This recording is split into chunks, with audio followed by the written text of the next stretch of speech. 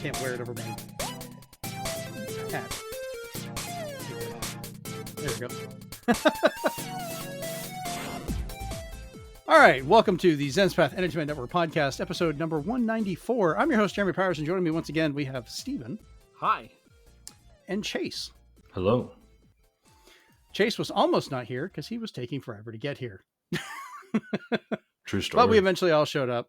I was kind of worried since we skipped the show last week. He was just finally realizing, oh God, I don't have to do this every week. This is great. And just wrote us off forever. But no, he showed up. So he was on daylight savings time. Right. He's already in a different time existence to the rest of us, being all the way down in New Zealand. And then daylight savings adding to it. It's like a double warp. He's just gone. So, all right. Like I said, we were gone last week because I was off wandering about. So I'm going to actually start off on what we've been doing this week because I have a whole bunch of shit to cover. And most of that is pretty much starting off with a massive problem. And that is the fact that I have bought a lot of amiibos. This is all 8 of the Universal Studios Super Nintendo World watches, the little amiibo wristbands you can get, because I'm a freaking madman. And we spent the whole week at that park, as well as all the other Universal parks running around. And it is absolutely amazing. I do have to say that. I know, Steven, you were just kind of like not wanting to get too much FOMO for going, but I'm sorry. It is freaking amazing. You need to go now. You can tell me all you want. It's so good. People can talk about it. It's just that I don't see pictures because I'm like, I don't want to do it myself. My favorite thing is, and we were finding stuff later in pictures that we missed while we were there, and other people, there are Pikmin hidden all over Super Nintendo World and the Donkey Kong area. They're there too.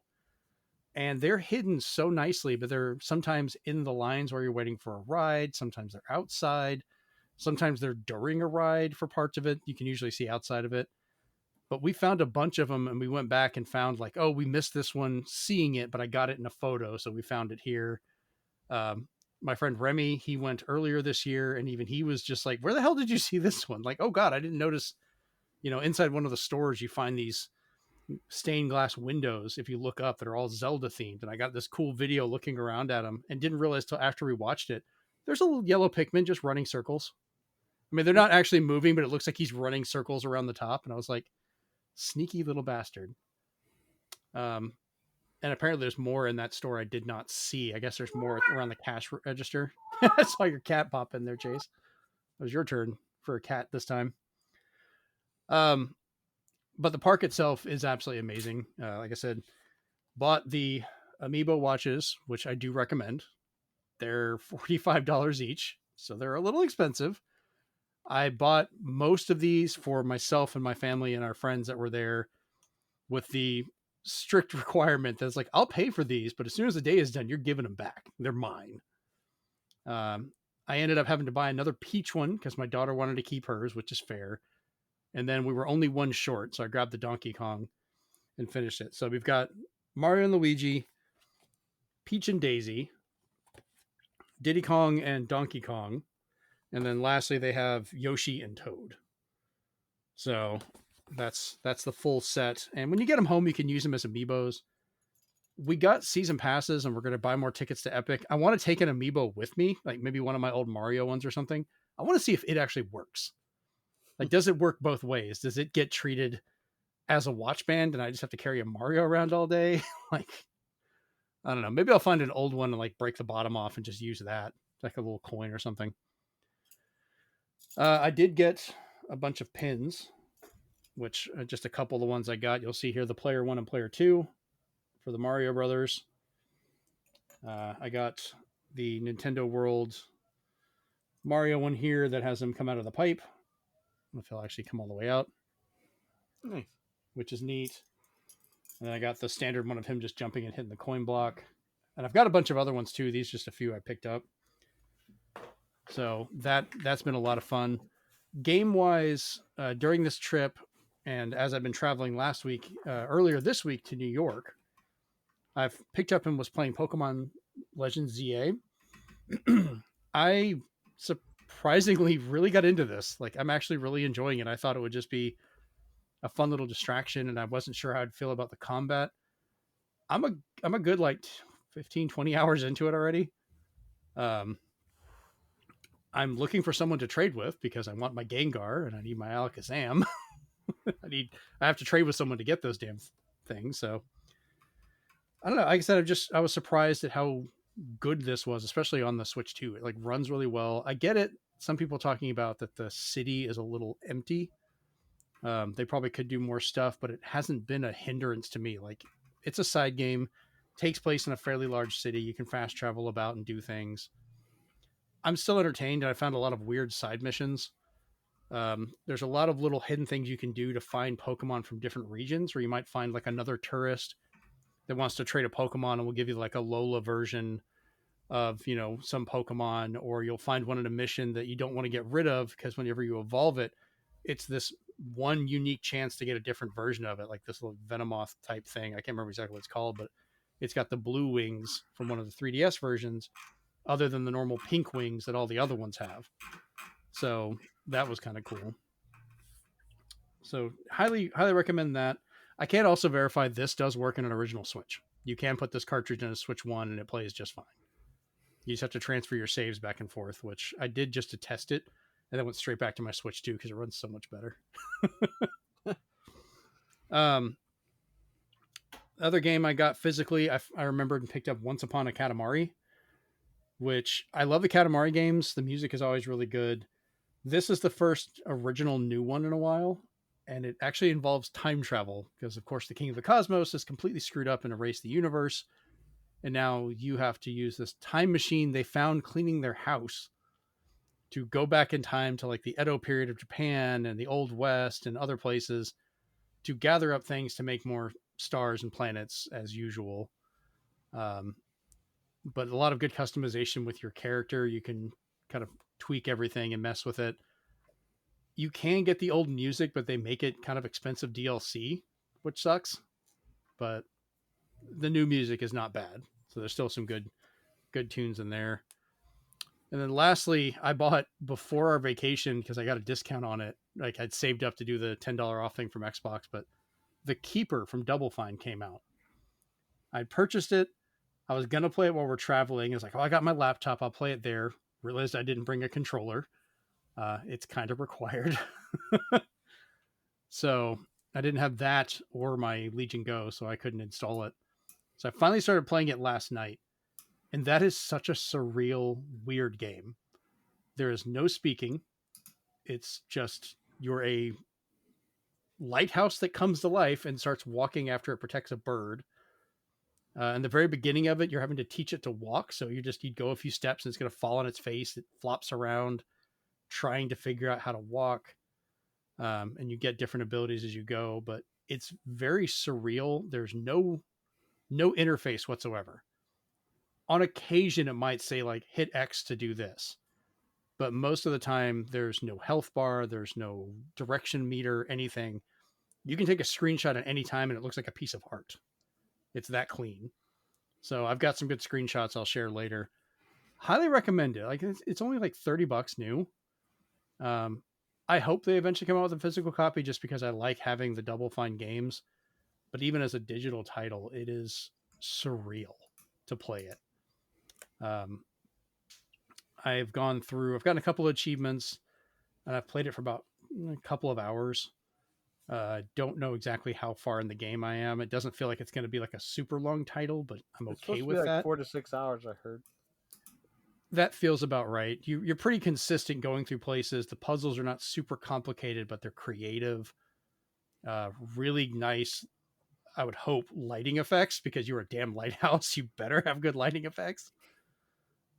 Because you can look around. Like I like the design of it where it's the light and it looks like he's got little eyebrows on it and stuff. The way the bird used that to kind of talk or interact with things when it wants you to. It gets kind of depressing in certain areas. I don't want to spoil too much of it, but you just kind of surprisingly dark. So, but we'll go from there. But enough of what I've been doing because I know I've been gone for a bit. Steven, we'll jump over to you of what you've been doing. Well, while you were gone, I decided to play ZZZ. Oh, good. I'm glad you did something while you missed me. I haven't spent money yet because they haven't updated to the next character. I did finally get the character I wanted. Once they have the new character come out, then that's probably another $30 I have to spend. We'll see. I don't feel so bad about these amiibo watches now. For Halloween, I cracked open because they had it on sale at Best Buy. I got Chronos New Dawn for PS5. I know the Switch one's coming. I hadn't seen it yet, when it does, I'm gonna wait for it to kind of be the same price, especially since it's a key card. But I still want it. I'm just curious how you're liking the game. It was one of those I was looking at. So far, even though I'm given a gun, I haven't done anything yet in terms of fighting anything. I'm just searching around this derelict area. They do something which I'm intrigued about because they do almost like a Silent Hill Shattered Memories thing where the computer's trying to get you like acquainted with being there and asks you like a bunch of questions that you have 2 different answers for, and then towards the end she's like, we're going to do word association, but you only have a couple seconds because you have a timer of which one you're going to pick. And I was like, how does this affect my game? I'm really curious. Interesting. So I was just like, okay, so far so good, but I haven't hit combat yet. It's just right now it's just eerie, like just walking around and everything like that. Okay.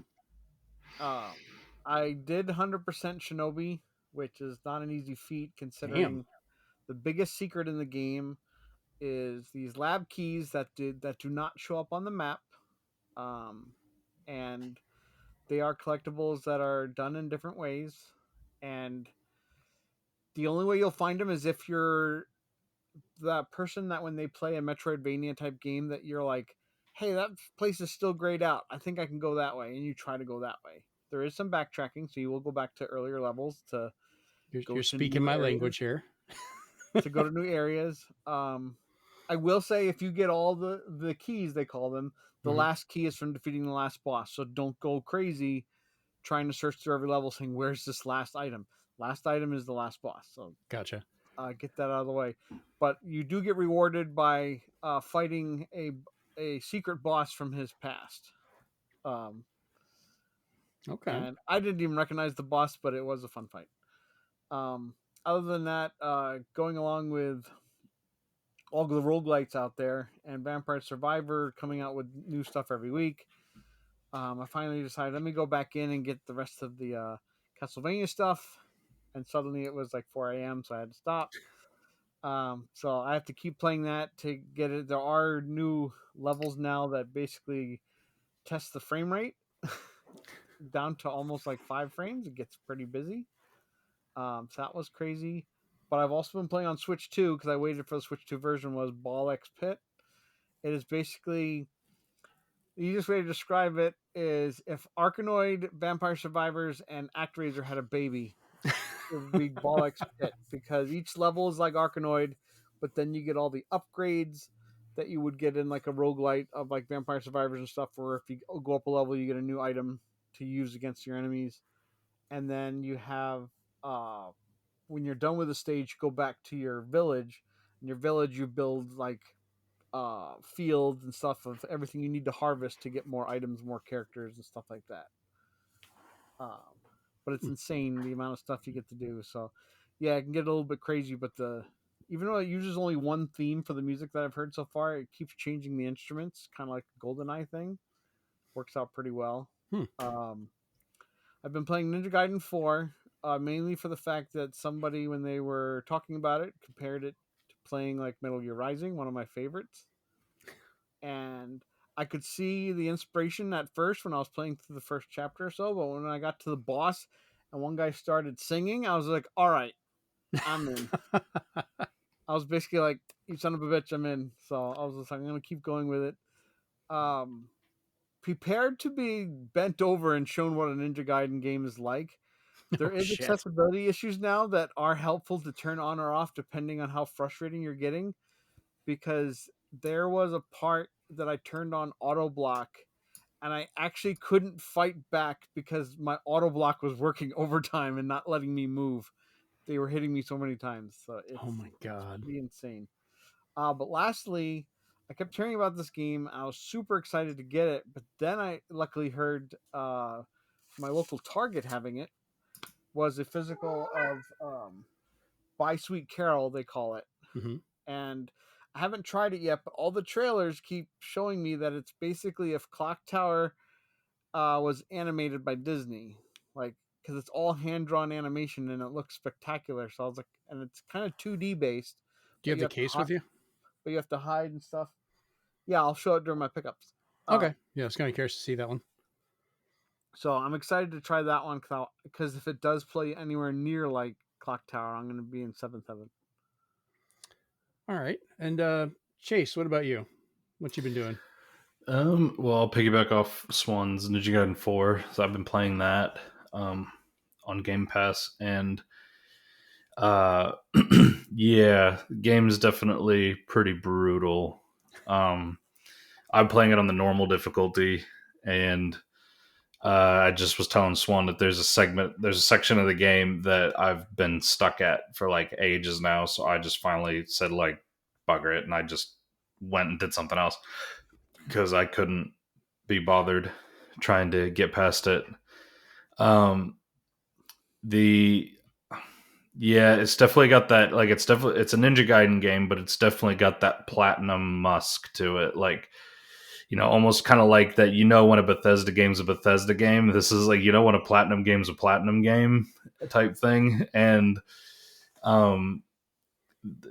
probably one gripe that I kind of do have about it is the fact that in like the original Ninja Gaiden trilogy, like, yeah, you had combos and you had things you could do.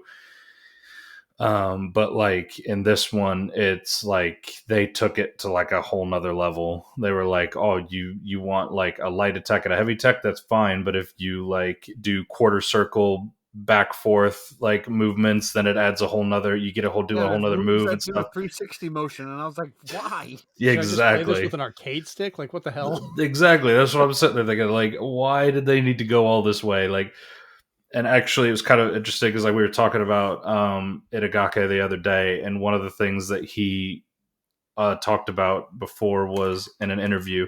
He said that he doesn't like when games do that.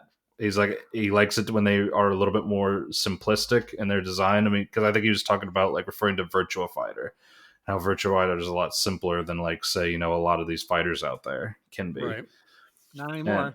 And, yeah, not anymore. But yeah, and it's just kind of like on like placement and reaction and so forth. So right, and so but yeah, this game's taking it to the nines, man. Like there's so many inputs and so many different things you could do, and like the timing has to be like super precise for like parries and dodges and stuff. It's just like, man, like it looks neat when you get it though. It does. It looks great when you get it and you feel like an absolute badass, but man, like trying to do some of that, and then like they added that like bloodline meter now, so that's that thing, by the way. Yeah, that's the only way that you can.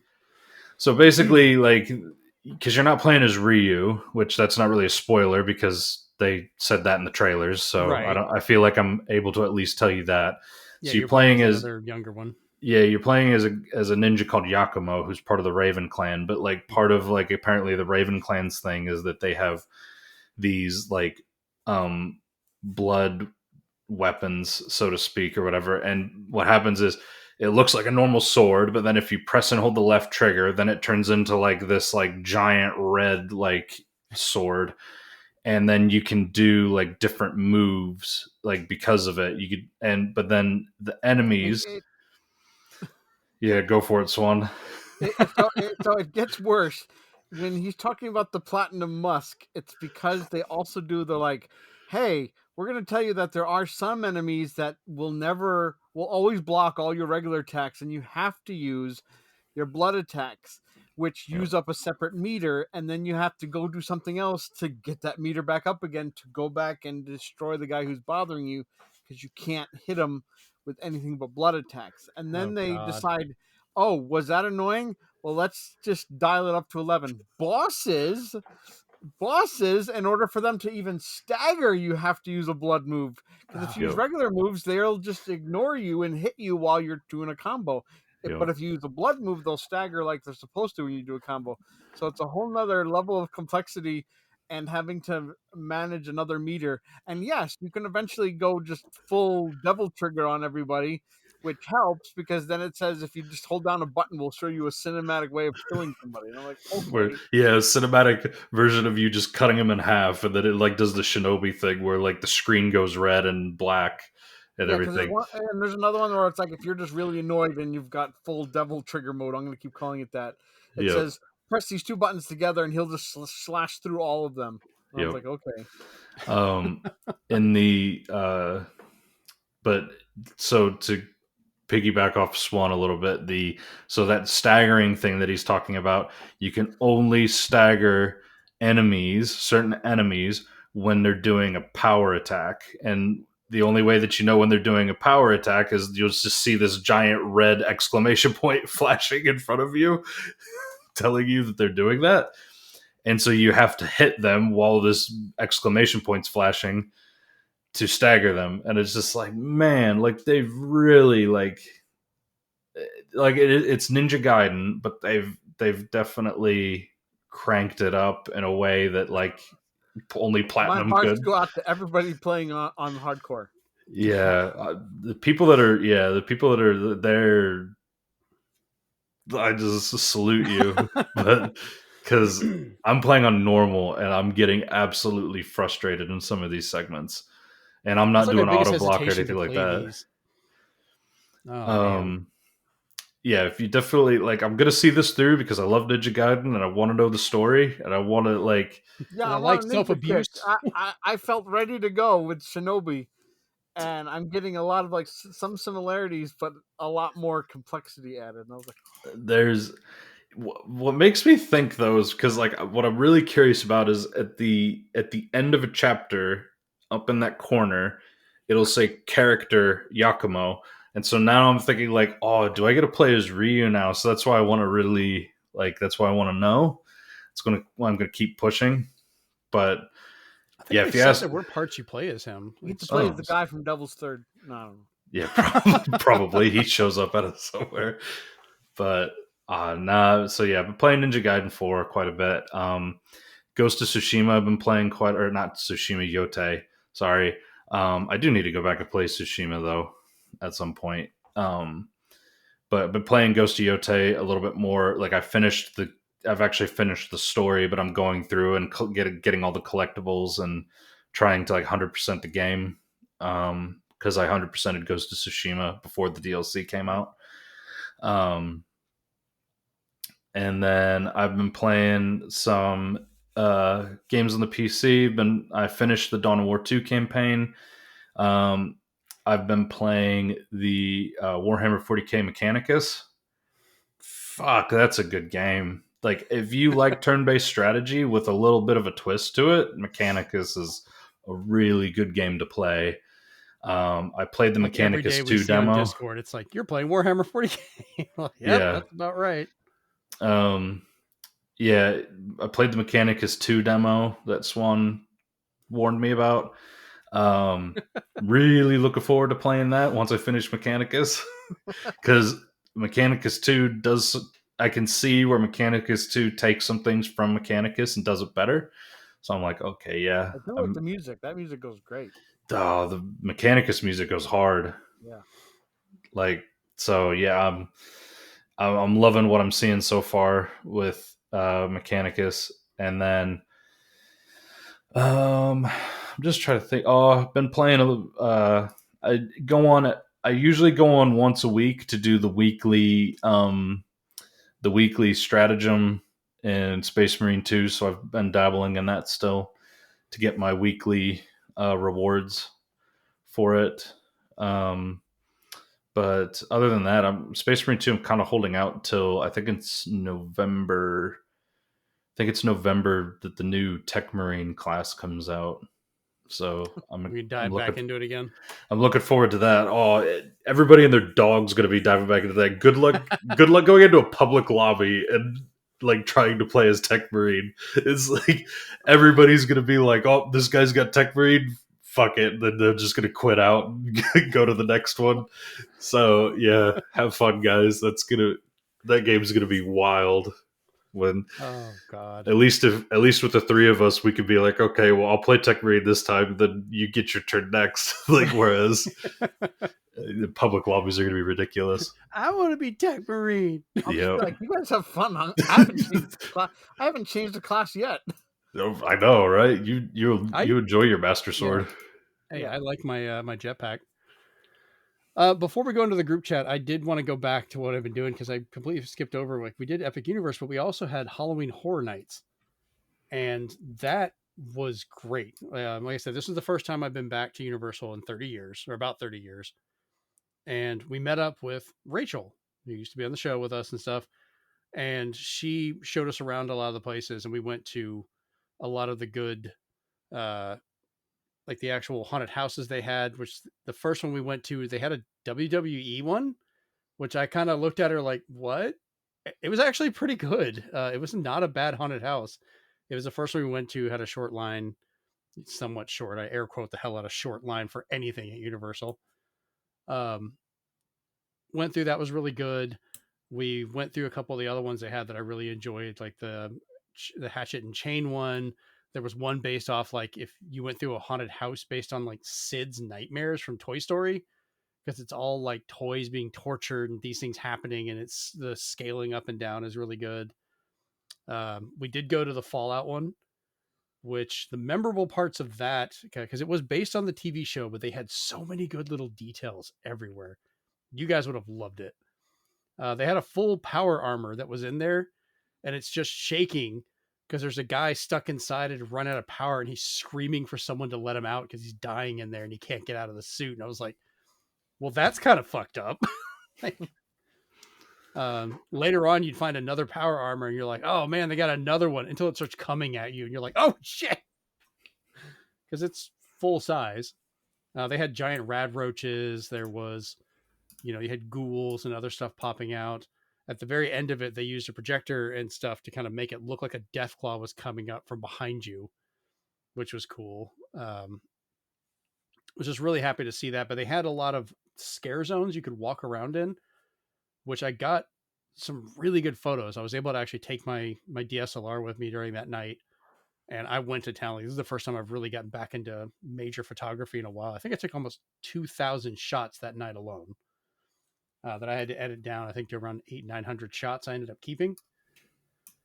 I posted a lot of them up on Facebook, Instagram, and stuff like that. But my favorite one was a 1920s area where it looked like this company was like using this rat poison. They were carrying it in these big barrels, and the mob tried to rob them, and it got into a wreck, which spread it around at everybody and was causing people to turn into like mutations and zombies. And you've got people wandering around attacking each other and all this other stuff. Really good job with how they were acting and how the suits and everything looked.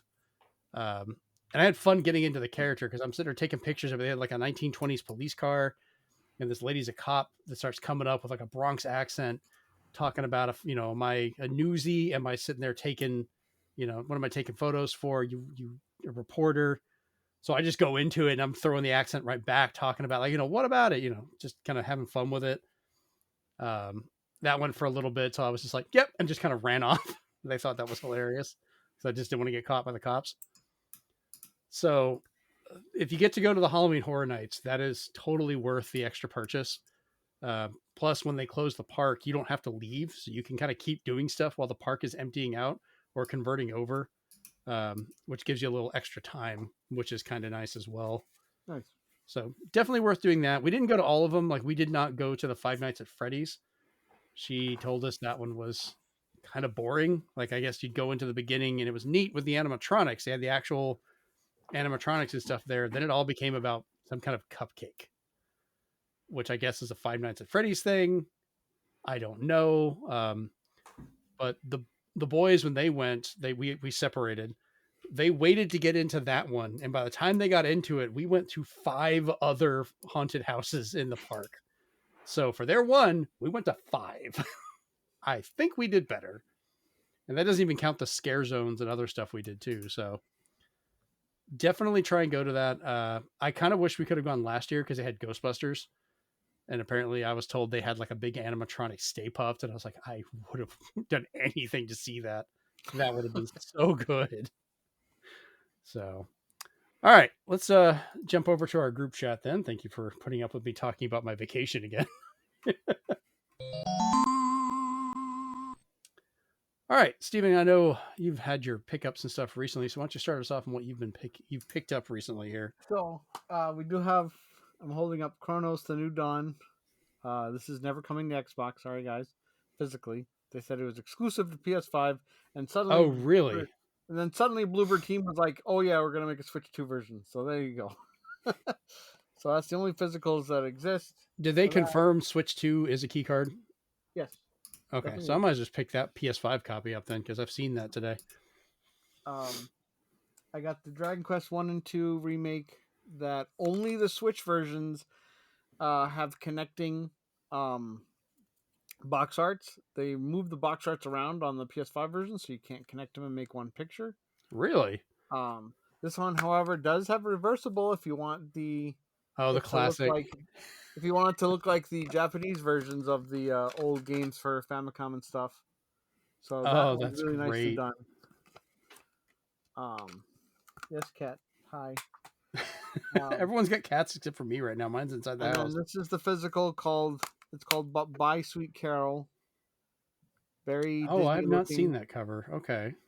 I never knew there was a physical until I just saw it hanging around in Target, and Target only had 2 of them. So I was like, I'll take one.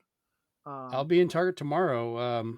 I'll take a look. Let me know if you do get to play it, if it's worth getting, because I might pick it up if I see it. The other thing I forgot to grab, let me grab it now. That's what we're all here for, waiting to see what Steven picks up. Oh, the cat's just watching him. Don't sit on your cat. One account. Shout out to this account on Blue Sky called Preternia. He lets me know when all the toys are coming out. Whenever there's a new Transformers toy, I just send it over to the Discord. Mostly for me. For Jeremy, but thankfully he let me know when the next wave of Sega figures came out, because I made sure to get Gilius Thunderhead from Golden Axe. Oh, I've been looking for those. Nice. And then to be apropos, Joe Musashi. So I was like, sweet. Where'd you pick him up? You can get that. That's the default color costume in the game, but there's like 8 more costumes you can get. Oh, okay, in the game, not the figure, because I was like, good God, that's a lot of reprints. I would have gone nuts. Oh wow. I got many other things, but it's too many to show. Yeah. So most of my collecting for games recently hasn't been that great. We were in Universal. We were mostly focusing on the Nintendo World stuff and the rest of Universal. So I didn't go looking for game stores because we were so busy. I was in New York earlier this week and tried going to a game store. I'm not even going to bother mentioning them. I was kind of pissed because they were like, oh, we're open from like 12 to 8 every single day. And I go through all the trouble to get there and figure out parking just to find out their door is just locked and they just weren't there. And it's like 3:00 in the afternoon. I was like, what the hell? Saw in reviews that they apparently do this on occasion. They just don't show up. And that's a terrible way to run your store. So probably one of the few bad reviews I'll end up leaving. But locally, I did pick up some stuff. And earlier today, I found a copy of Ninja Gaiden Sigma 2 for PlayStation 3. Because I have the first Sigma, and I played a lot of these when they ported them to like the Vita and stuff, which were really good versions of those. So I just wanted to get a hold of this one. What, the Sigma? Yeah. And this one is one of the only Forzas I did not have before, which Chase, before the show, was good enough to immediately guess it. Thanks for taking the fun out of that. It's Forza Horizon 2 on the Xbox 360. Because most people, myself included, got it on Xbox One because that was the new system at the time. It played so much better. But I was curious to see how this one actually runs, because I didn't get to mess with it much. Apparently, when I bought it, someone else got upset because they wanted to get it for their friend. And I was like, tough shit. It's already in my hands. I'm getting this.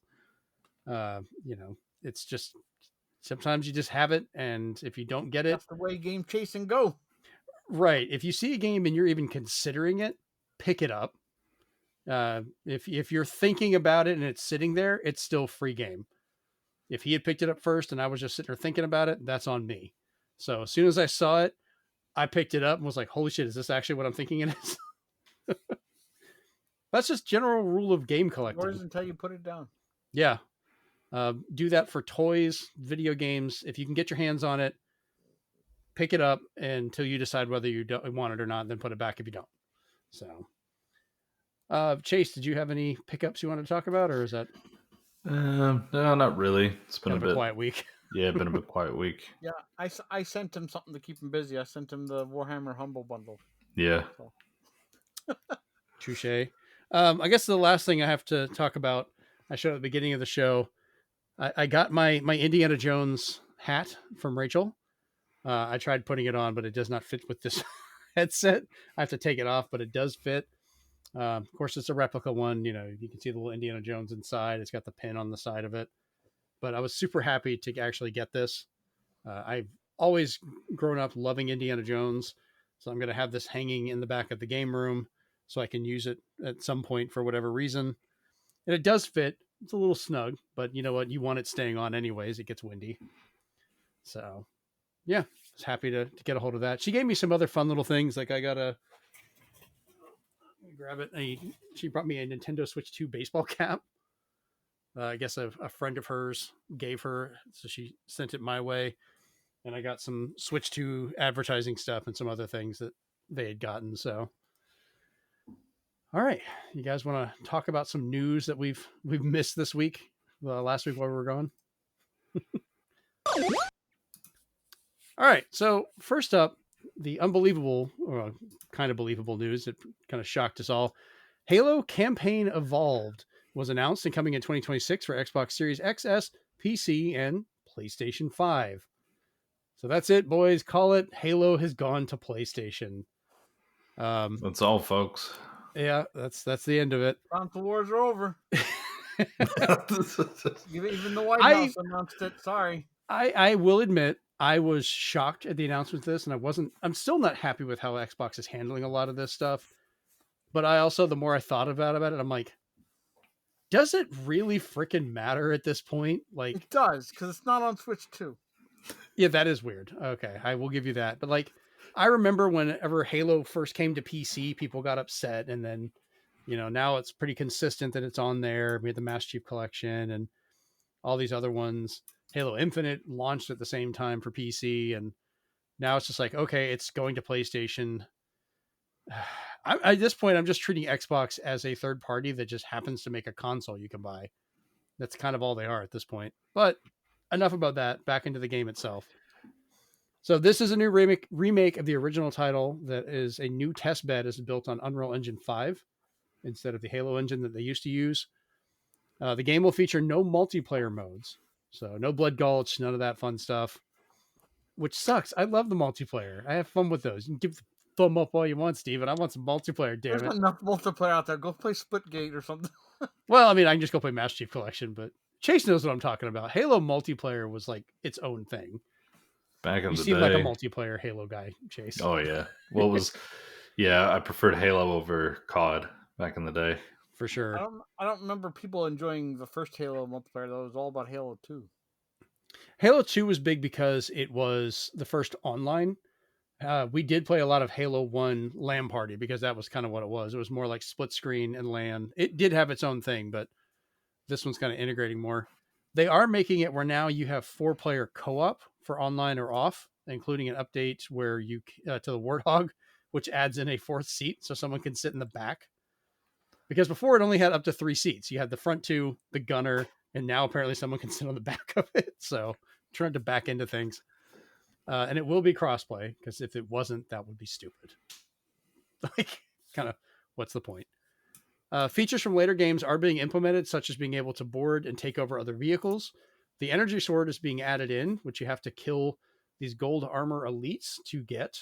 Apparently they'll have them on them.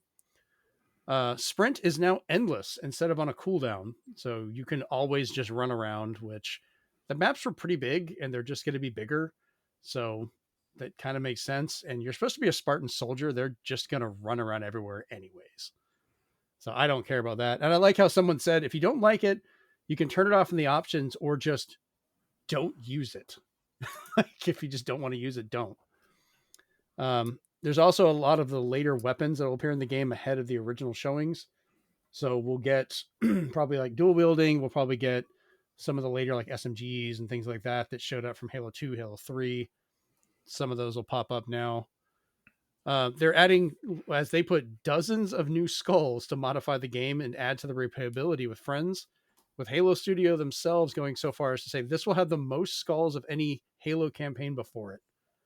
So all I want is, was it Grunt Birthday? That's one of my favorites, because there's nothing like shooting one in the head and hearing, hooray! as confetti flies out. I don't know why that makes me so happy. Like Chase, I know you've probably played a lot of these. Do you have any of the skulls that you enjoyed from back in the day? Grunt Birthday was always like the requirement for me. Trying to think if there was another It was such one. a celebration of shooting everything in the head. I think it's just the kids going, yay! It's just like, it's just so out of like place, but it's just like, okay. I think it was also the popping sound. Yeah. It was like they'd do the poppers. Poof, yay! No, I really like that was always like the must have back I remember then. some like cloaked enemies that was impossible. I hated that one. But yeah, there was a lot we used to enjoy. So one of the biggest changes will be a new 3-mission prequel campaign that will star Master Chief alongside Sergeant Johnson. That takes place before the original Halo, but we don't know if that is a series of levels you play right from the beginning as a prequel, or if you unlock them going through the story, or if it's flashbacks that are spread out. We have no word on that yet. When this was shown, they did have like a whole first level gameplay that was like an earlier alpha build on it. So you could tell there was some graphical issues. It had ray tracing, but it was very broken. But I think the game still looked good, but it was in an early state. And as usual, people forget that it was in an early state and complained about it, going, oh, this game looks terrible. It's not done. Like, what the hell? Go ahead, Steven. There's been conflicting reports, and I hope the former is true and not the latter. Okay. One of them was that they did bring back in Steve Dowden, I think his name is, and Jen Taylor to add in more lines to the extra missions and stuff like that. They did. I saw confirmation of that. Because there was conflicting information that they used AI training to just add in more instead. Yeah, I did see specifically they showed clips of them being back in the studio talking about recording again. So they did do that. Of course, there's been complaints about the upgrades, because why wouldn't you have it? There's a lot of Haloites that are mad that the Needler now has an ammo count on the gun. That's a little weird. I mean, it's not like game breaking, but one of the guys who worked on the graphics is loving how good it looks now. One of the guys, not McDonnell, who worked on the music, one of the guys who worked on the music says now all the musical cues are ruined, but I'm like, it's an early state, you idiot. And then one of the creative directors, he said on there, he complained too. He's like, you're not supposed to be able to take the Warthog to steamroll hunters. I intentionally placed rocks in the way so you had to fight on foot. When you can just smash the crates out of the way, it wrecks the encounters. The worst part is they put trees in the landing area of the Woohoo jump. Lame. So people are just like, why are you changing how the game plays out and stuff like that? Which I could see as well if they're going to ruin like an epic jump or something maybe. But in terms of like not being able to run over people, it's just like, if you can think of doing that, let them do it. Half the fun was getting a Warthog where a Warthog is not supposed to be. And there were some great times. Like I managed to get that thing through a hallway and it should not have fit, but we glitched it through and had a Warthog stuck in a room. It was pointless, but we did it, damn it. And like the fact that you can now hijack all the other vehicles, like the Wraith and stuff like that, and the Ghosts, is great because now there is even more fuckery to be found. We will find a way. Much like how Microsoft likes to do things, I look forward to owning this on PS5 physically, because it won't be available on Xbox physically, probably. I talked to a friend of mine about that and pointed it out to him about Gears of War as I'm holding it for PS5, almost buying it today, going, this feels so wrong because you cannot have all the Gears of War in Xbox anymore. And it had just dawned on him, and he's like, that is terrible. That's so sad. And this would probably be the case. This will be a Halo you might not be able to have on that Xbox. would be disgusting. So disgusting. Oh, It's probably gonna happen. You'll have Halo 1, 2, 3, 4, 5.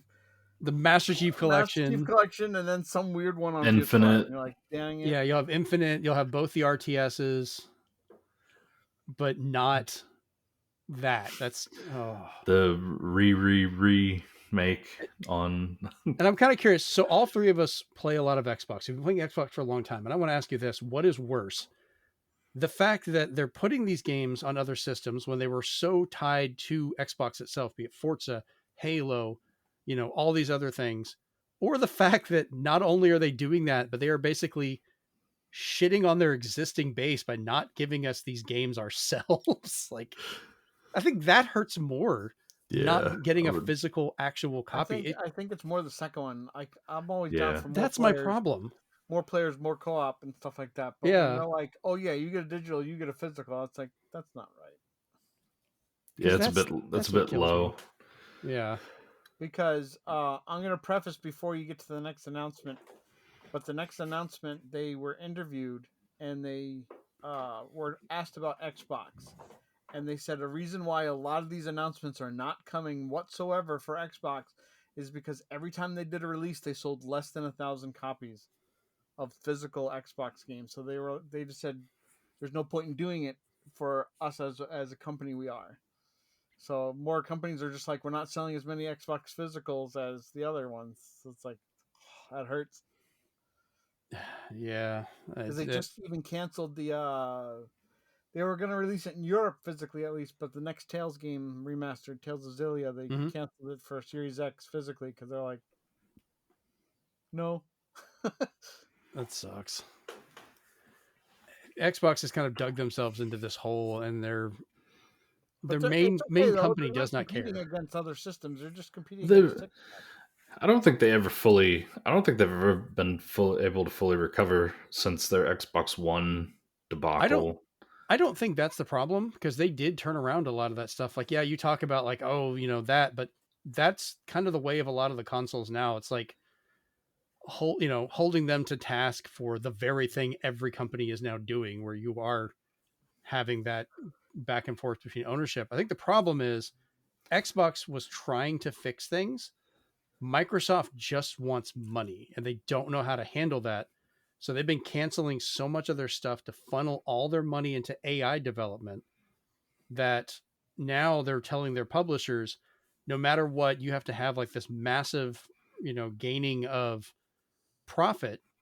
Even though you're in third place, to be successful and do this, you have to make more profit than the PlayStation and other stuff, which is leading to these layoffs and cancellations while they're trying to squeeze out every dime they can. So I think Microsoft is killing themselves. I think that's the biggest thing to blame for Xbox failing is Microsoft. Yeah, I mean, I guess from where I'm coming from is that I feel like when they did the whole Xbox One announcement, back then, and you had the DRM and you had to it had to be connected to a Kinect, and you weren't going to be able to get it without a Kinect and all that stuff. And there was a lot of things that people didn't like. And I think that scared a lot of people over to PlayStation. And I think the problem is that people have never fully necessarily recovered and forgiven. I know they reversed a lot of those things, and they most tried of it never to even happen. That's what's funny. Right. They never had the DRM. It was talked about, but they never actually did it. Well, the guy famously said you can't just flip a switch and turn it off, and then and then they apparently found the switch. But yeah, I just wonder if maybe they never fully recovered, and then the Series X hasn't been selling well. And I think the people who do have a Series X, I think a lot of Xbox players, I think they tend to probably lean on digital. Maybe there's not a lot of people buying physical. on Xbox. I don't know. I mean, it's kind of a self-fulfilling prophecy. It's like you don't release physical games. Oh, look, our physical sales are down. Well, you're not releasing the physical game, or you're not releasing it actually completed. I'm not going to buy a disc that's basically a coaster just to play the title. At that point, I might as well get a digital because at least then I get a benefit. Well, So they're kind I of think doing it also themselves. part of it's probably also, yeah, I mean, probably is, but part of it's probably also because of Game Pass too. Because if there's a lot of people, especially, well, until these price hikes now, it's probably going to change. But before all the price hikes and stuff, there's probably a lot of people that had Game Pass because it was just good value for money and stuff. But now, I don't know, maybe not so much, but yeah. It comes down to that profit margin that Microsoft's wanting for a lot, because they actually had developers interviewed that talked about the pressure Microsoft's putting on them that they're having. That's what's leading to these layoffs and cancellations and stuff, trying to make this, unimaginable amount of money that they're wanting, because everything's funneling straight into that damn AI stuff that they want, because they think that is absolutely the future. And I think that's what's going to end up killing Microsoft. Because when that bubble bursts, I could see the whole company falling under it, which would be a sad day, but kind of also their own damn fault. So I don't think Microsoft will die. I think Xbox will die. Yeah. I think Microsoft could be critically damaged because they're putting so much of a focus. They're even saying now like 30% of all their code is written by AI, which is now leading to also like Windows 11 having an issue when you try and close down control panel. It just opens multiple versions of control panel and fills up your processing. Like it's so messed up that they're forcing everyone to use AI, that you're telling everyone, don't be creative, don't learn to do what you're doing, let the machine handle it, and it's just going to keep learning these stupid things, and that's going to end up being their burden, because as soon as it's unpopular, they're screwed. Like, yeah. All right, let's move on to our next little bit of news here. All right, Limited Run Games announces a bunch of titles coming out for their 10th anniversary, because they had a show the other day that I missed. I had to go back and watch it today. Steven was telling me about it. I was off traveling.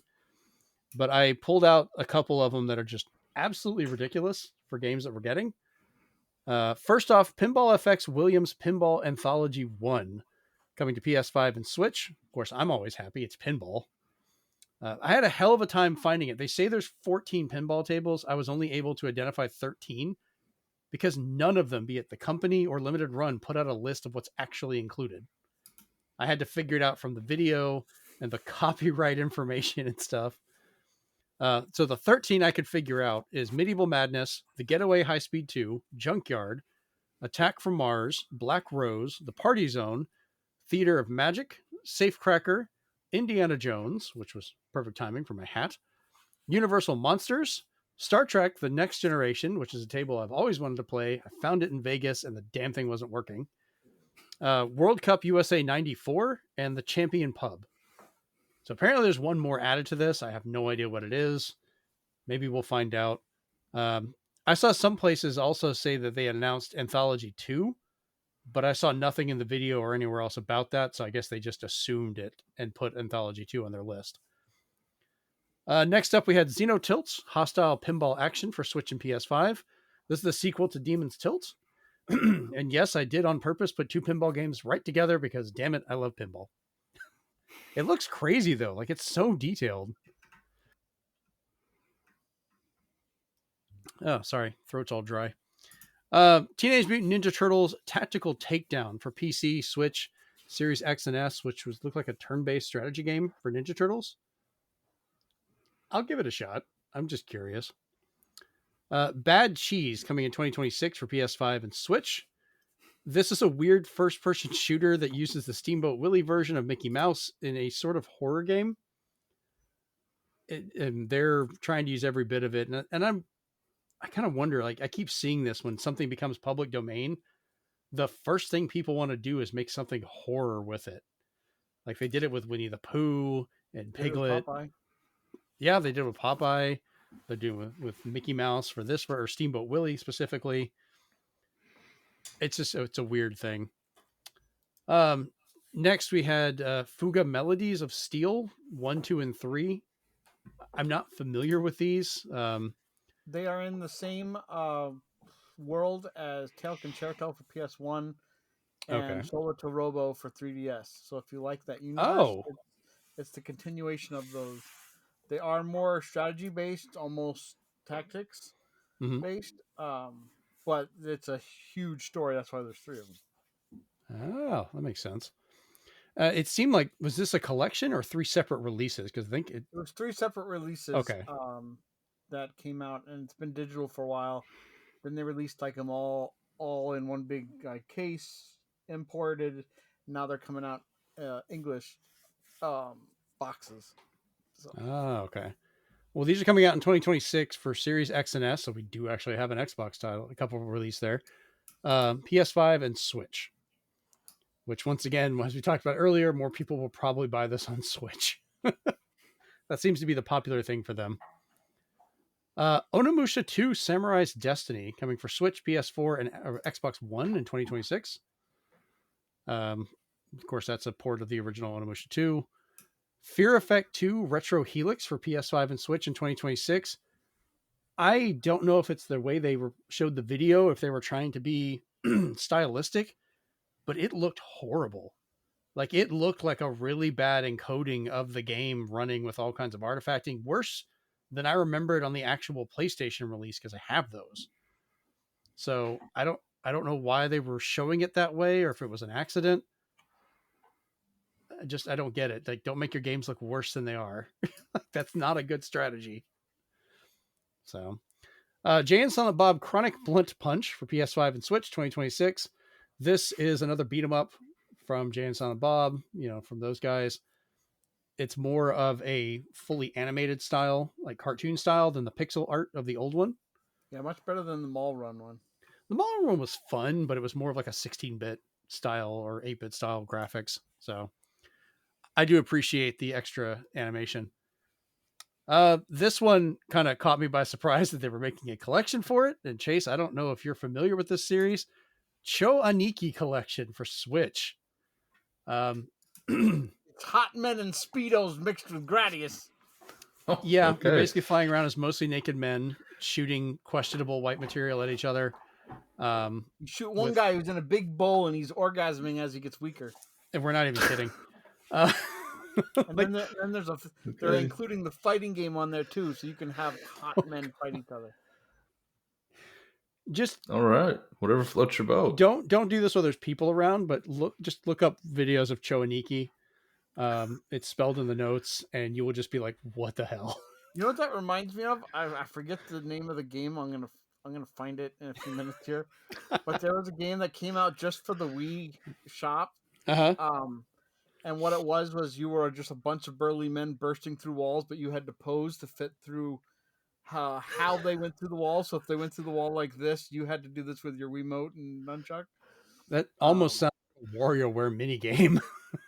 Right. I could see that, Yeah, try and find that game and we'll get it in there. But moving on.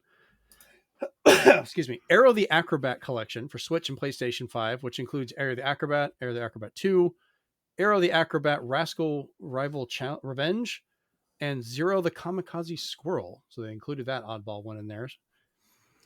The game's called Muscle March. Muscle March. Okay. If you look up the screenshots and stuff, you're going to be like, yeah, they should have included that one too. Oh my God. I'll have to check that out. This next one I thought was kind of funny because I was listening to an episode of Retronauts, which of course Jeremy Parrish works for Limited Run Games, who's the host of it. And they were talking about the white whales of collecting, these games that are, like 4 or 5 figures minimum to get them. And they talked about Little Samson for the NES. And one of them even suggested, like, hey, you work for Limited Run, why don't you guys release this? And he joked, like, yeah, I'll have to bring that up. And I have to go back and see how old this episode was, because I'll scroll back and just pick an old one that could be months or years old. But then I'm seeing they announced Little Samson for PS5, Switch, The best announcement, and Steam for 2026, because this game goes for a stupid amount of money. It's, I think, like $10,000 or $15,000 or something like that. Like, it's for a complete. It's dumb. Emulate it, people. Like, I don't care. Just don't buy the actual cartridge. It's not worth it. Now it's worth it. Buy this cartridge. He-Man and the Masters of the Universe, Dragon Pearl of Destruction, which I already knew about this game, but I was happy to hear we're getting physical for PS5, Steam, Series X and S, and Switch. I love a good He-Man game and a great beat 'em up, and this looks like to be fantastically both. I'm in. I kind of hope they added more characters. I just want every reference I want. Next one surprised me. Capcom Arcade Stadium for 2026. Steven, do we know, is this just the first one? Or I don't know yet, unless you just ask them directly. Part of it could be that they're pulling a classics collection where they give you one and then you get a second one, because it makes them more money and they can sell collector's editions of each one. But I'd be fine with that. I would like if it's just an all-for-one mega collection, but we'll see.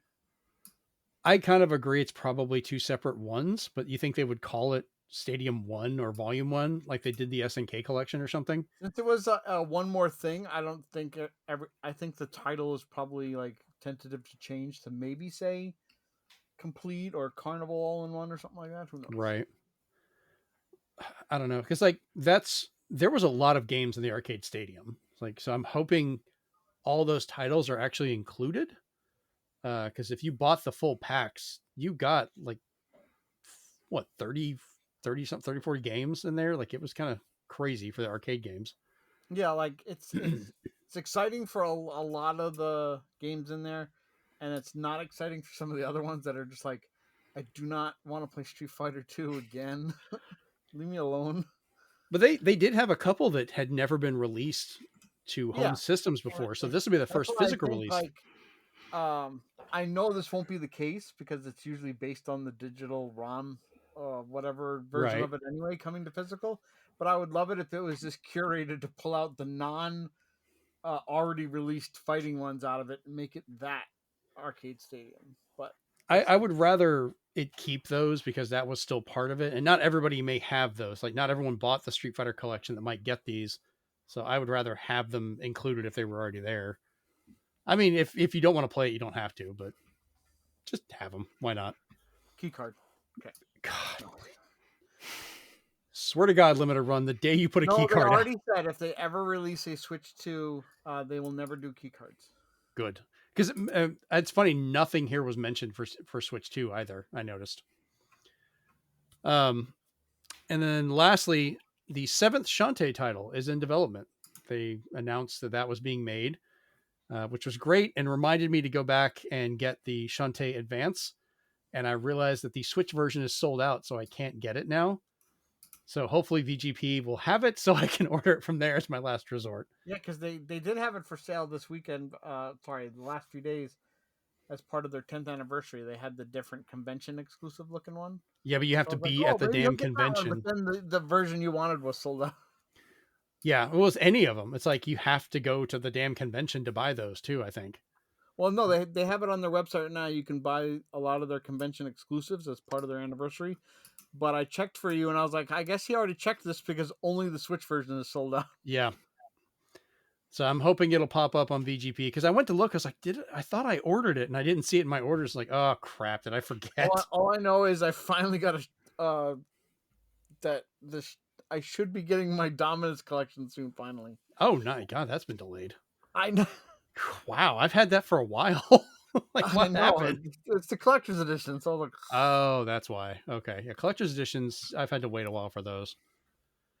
But yeah, all in all, I think Limited Run had a pretty good run of games. I just have to remember to get them when they come up. I haven't been checking as much recently because we have too many games right now, and that is a great problem to have, I guess.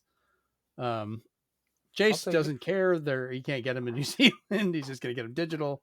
Yeah, just because they're expensive. So I don't think Limited Run sends anything out here anyway. So I don't know if they do. You think they would? Of course, I'm sure they probably charge the ass for shipping. Probably. That'd be one of those things you want to order a bunch of stuff to make it worth it. Maybe they'll give you something cheaper if you do it that way. I don't know.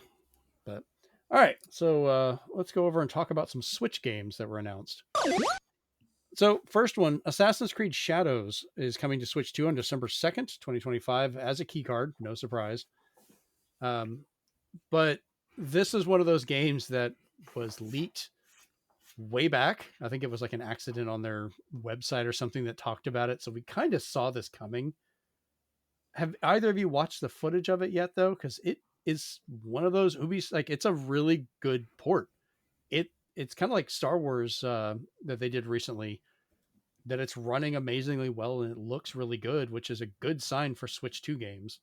Yeah. So I have Assassin's Creed Shadows on Xbox, and I'm like kind of tempted to get this one. It's really nice looking. I haven't played it yet. I need It's to actually fun. give it to give it a go. I'd recommend at least give it a try. It's a shorter, more compact Assassin's Creed. I think they're going away from like the big open world. You still have a good map, don't get me wrong, and you still got to sneak around and do stuff. But it's not bad. I've enjoyed it. I like the story behind it. You know, the girl getting revenge and then the former slave becoming a samurai, kind of combining those two together, because your combat is very different between the two of them. So I don't know. It feels like this would be something you would like. I think you would. Okay. Hey, maybe I can get it on Switch too. Once you get a Switch too. Yeah. If only. You got your PC. You're working on it. Yeah. All right. Next up. This one kind of surprised me because I didn't know about it until they just said anything. Fallout 4 Anniversary Edition was announced. It's coming for PC, PS4, 5, Xbox One, Series X and S on November 10th, 2025. As I think its own version as well as an upgrade that you can get for it. And then Switch is getting it sometime in 2026. This is set to release with the game's 10th anniversary, which I'm guessing is going to be later this year, as well as early next year.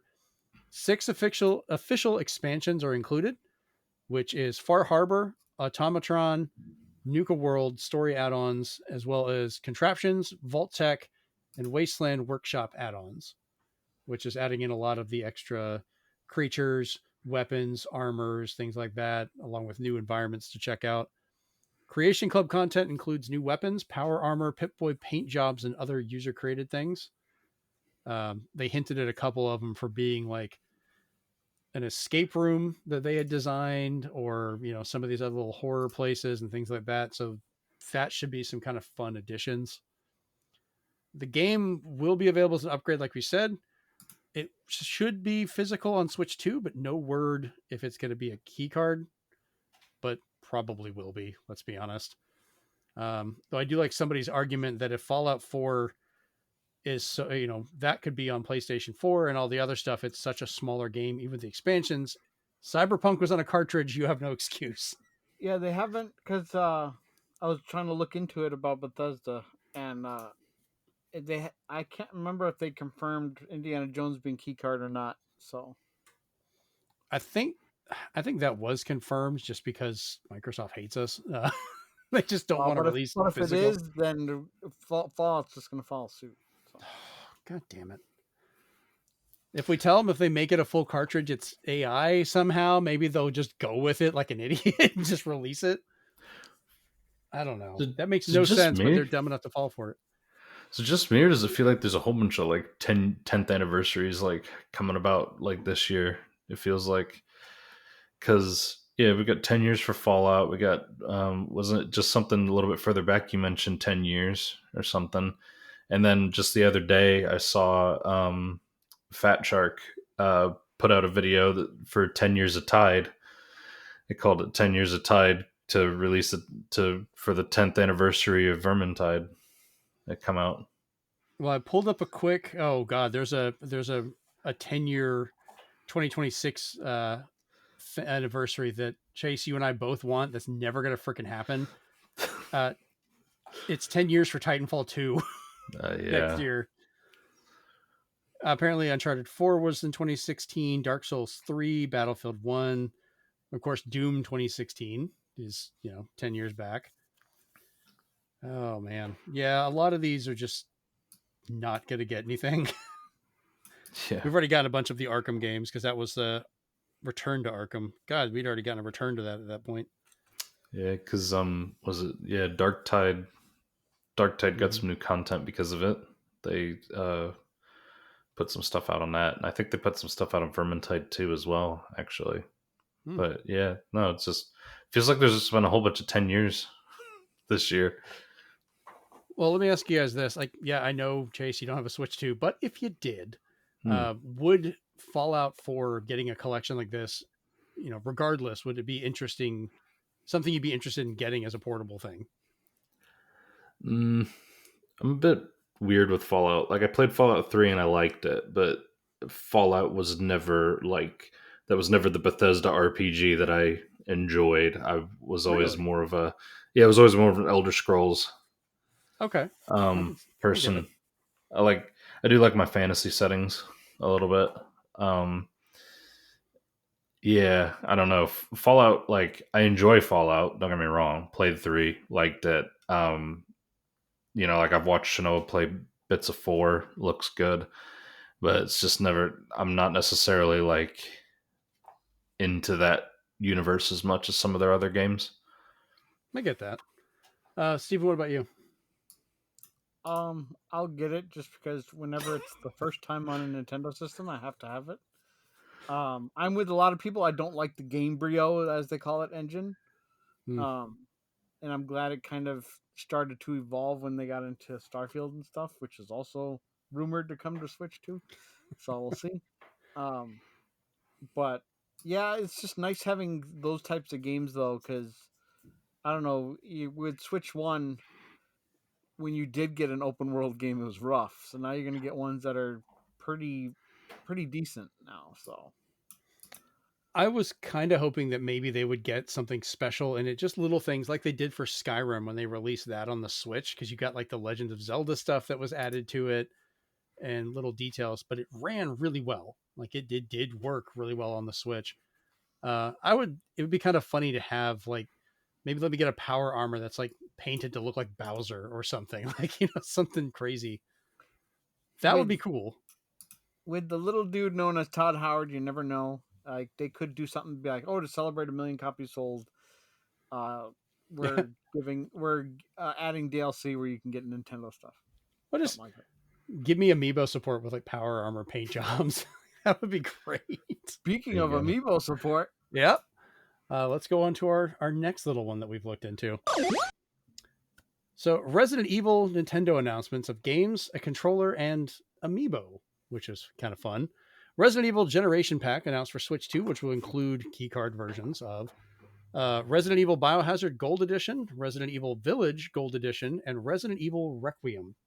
That's the upcoming Resident Evil that we're getting early next year in February. They're also releasing a Resident Evil 2 themed Switch 2 Pro controller alongside the game on February 27th, 2026. The front design features a newspaper style layout talking about the destroyed Raccoon City Police Department in its destroyed state after the ending of RE2 leading into Requiem. And it's kind of fun that it is detailed enough you can zoom in and actually read the newspaper. And it's not like gibberish, it's an actual paragraphs like they're talking about different things. I was like, okay, that's kind of cool. It's good attention to detail. Yeah. Steven, you said you're getting the Pro controller. yeah, I was like, you know what, might as well, even though it says Tuval on the front, which looks weird. I was just like, yeah. I was like, I don't know how many special edition Pro 2 controllers we're gonna get. So Well, I bought a couple of collector's edition Switch 1 Pro controllers. I got the Zelda ones they released, I got the Splatoon ones, the Smash Brothers one, I got the Xenoblade one.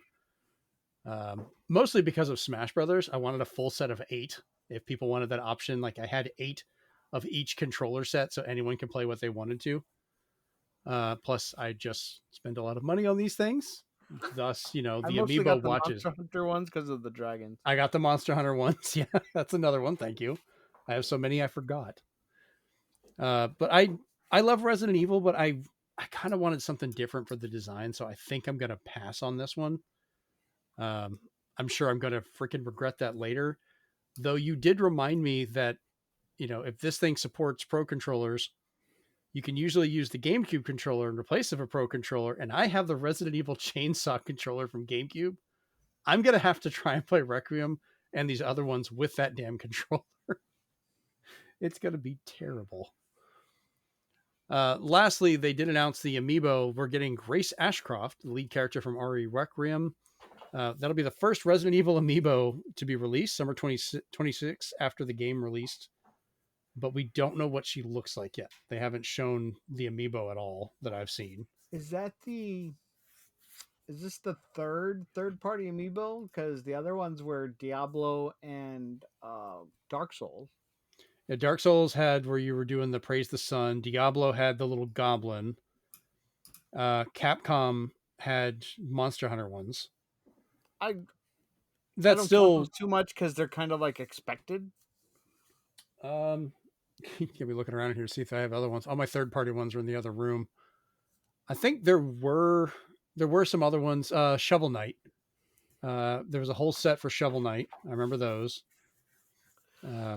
Mega Man had some, not the Smash Brothers edition, but they had one for Mega Man 11 and a gold edition for that. They got released. I think that's the main third party ones, but they are open to having them. Street Fighter. There's a whole Street Fighter set. Unfortunately, the cards. I still haven't found any more packs of those, by the way. That's the only two packs I found. So I'm still looking. But the actual figures themselves, I have those. So those are third party. Otherwise, I'm just kind of looking around to see what else there was. Yeah, just mostly. I notice a lot of it's Capcom. Capcom loves making amiibos. And this continues it. It's Resident Evil.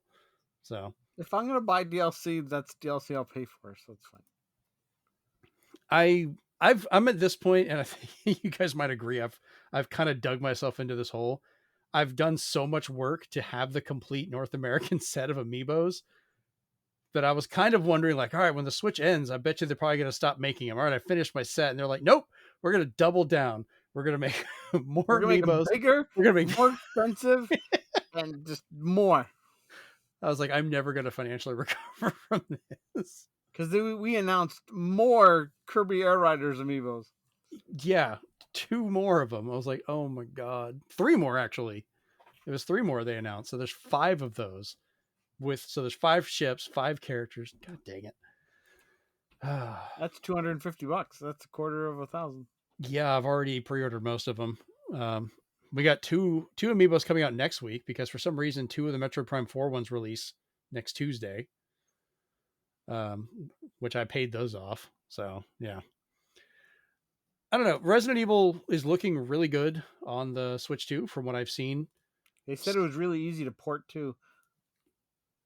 Yeah, I'm kind of curious. Capcom's got a lot of good games, even just from the last generation, they could bring over to the Switch 2 properly. And I know people complained about that on the Switch, like, oh, we're getting old games, but I'm like, this is such a good way to play those titles. We get all the enhancements, they're portable. We could sometimes add new things to them. Like, it's not a bad thing, I don't think. Yeah, maybe this will get Capcom to release goddamn fucking Disney Afternoon Collection on Switch. Not gonna let that one go, are you, man? No, it's 3 NES games that are not on the Nintendo console. Swan's not salty about this at all. No, at all. Yeah, he's perfectly happy. I'm not salty. It does make no sense why a collection, I think, entirely of Nintendo games is not on any Nintendo systems. Like, that is just so wrong. They are some of the most influential NES games, and I'm like, what are you guys waiting for? Well, we're waiting. Yeah, we know Disney likes money, so it sure as hell isn't on their end. Like, and it should not be difficult to port these, like, at all. Tell the guy in the mailroom to do it. Jesus. Would you be happy? How would you feel if it ended up being a key card? I wouldn't care. I got it. I got my wish. I don't care if it's monkey's paw or donkey's dick. I just want my Disney Afternoon Collection. Yeah, beggars can't be choosers, I guess. So Swan is following that philosophy. The only worst case scenario is it's a code in a goddamn box. But even then, at least I got the game. And a case to look at. Yes. Oh, that's... Because hear me out for a second. Yeah, They're go for actually re-releasing all the Disney Afternoon shows that you know and love as board games. And the presentation, if you look them up, look fantastic. Mm-hmm. And they didn't leave anything out. And I was just like, now's the time, Capcom. Capitalize on that announcement by just saying, "Hey, remember these 3 games we forgot to put on Switch? Here you So go." are they doing Tailspin? Yes, there's board games based on every Disney afternoon. Are they doing Gummy Bears? Let me check what the whole set. 'Cause I'm like, looks that's one I loved as a kid that everyone's like, Gummy what? Gummy Bears. Don't make me sing the song because I'll do it.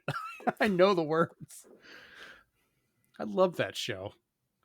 I showed it to Amanda a while back because we had Disney Plus open, and I'm just going through the different Disney cartoon shows, just playing the openings, just enjoying the music. Darkwing Duck, Gummy Bears, DuckTales, which I got her singing that one too because no one can listen to DuckTales and not sing.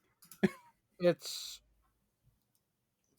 Chippendales Rescue Rangers, Goof Okay. Troop, DuckTales, Gargoyles, Darkwing Duck, and Tailspin.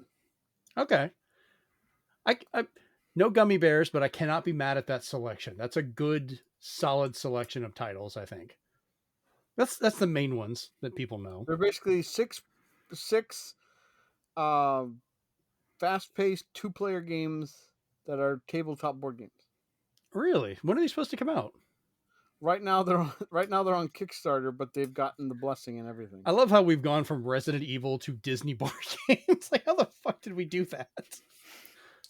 This is ADHD, people. Get yourself checked and because treated. Capcom hasn't given Swan what he wanted. That's why.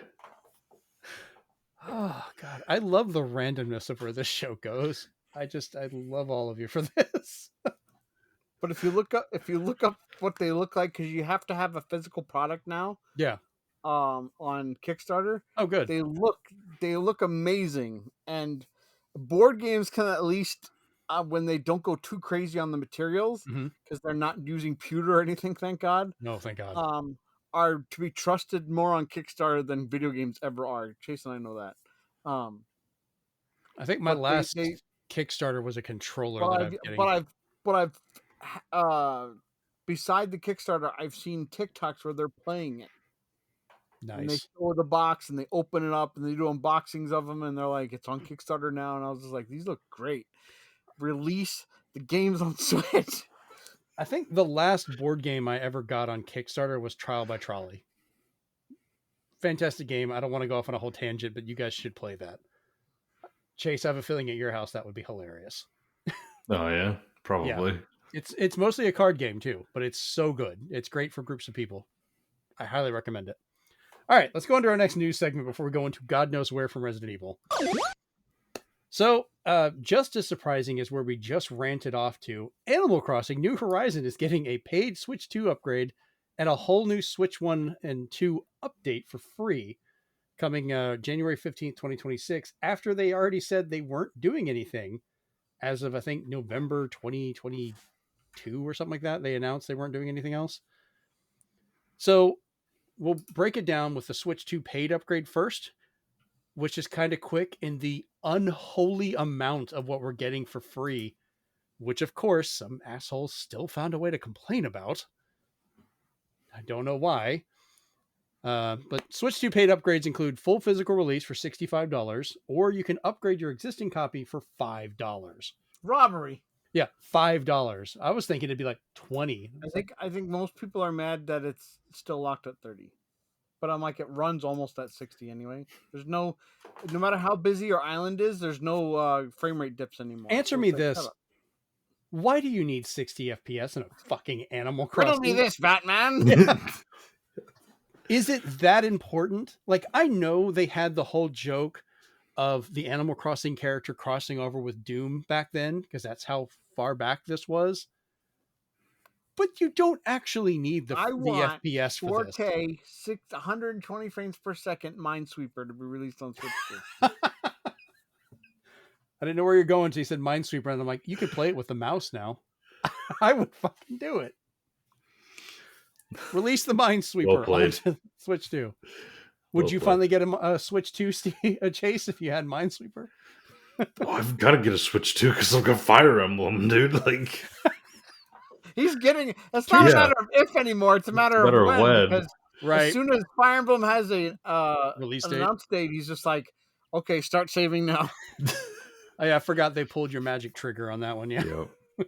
And it's like I think what it's kind of coming to is seeing if we're gonna get a special edition console. Probably won't because they didn't do it for the Switch, so probably not gonna do it for the I Switch do a too. controller though, so beware. Yeah, I could see a would Pro say controller. I really could. I could see a Pro controller. And honestly, Those controllers are $100 in the US, so they're at least like, I don't know, a PS5 Slim over by you. So. probably. I will say though, the Switch 2 Pro controllers I feel are worth it. Like they are so comfortable and they work so well. Anyways, other stuff for the paid upgrade, we're getting a higher resolution gameplay, so it will now display and render at 4K, which looks like Animal Crossing. It's not that big a difference, but it's cleaner. I noticed more when they showed stuff later, like when you're in the museum, like looking in the fish tanks and stuff, you can see a lot more detail and things in there. So the characters are already simply modeled. It's the background and everything. I think their initial, what they showed kind of showed that it cleaned it up, but it didn't really show off the differences. They should have shown the museum side by side, like the paintings in the art gallery or the fish. Like you would notice a difference. We're getting 12-player online with game chat voice support, as well as 4-player support for camera play, where you can have your face on there if you want. I forgot I had a camera hooked up to mine, so that's probably not going to happen. Voice chat, I could maybe see. I could use it.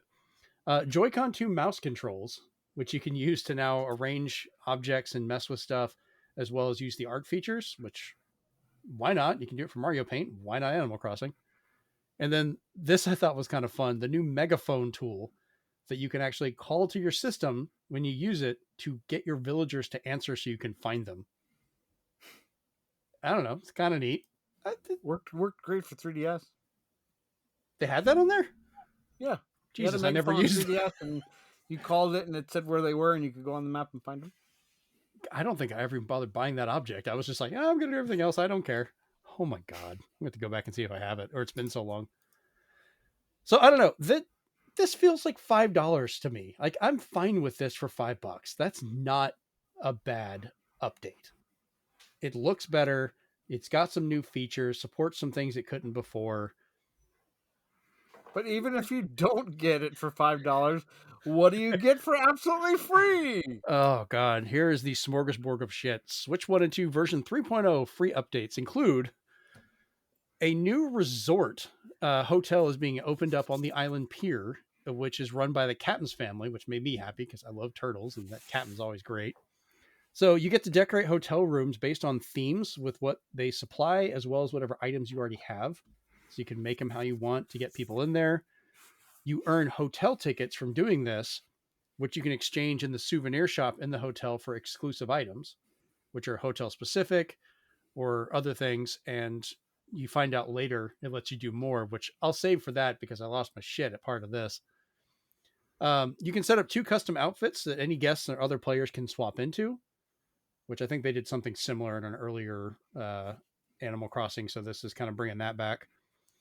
You can scan amiibos to invite as guests. So for the 10 of us that bought the Animal Crossing amiibos, or the even less of us that bought the Animal Crossing cards, they have a use again.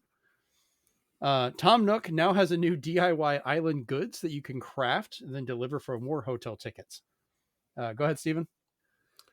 You could tell Animal Crossing fans from regular Animal Crossing fans because there's a key feature in that last part that people saw and lost their shit over, is that finally you can mass produce items. You don't just make one, you can make 2, 3, and it's not just Tom Nook's stuff. It's whatever you want to make that you have the materials for, you can use it all at once. I thought they already updated where you could do that. No. For some stuff.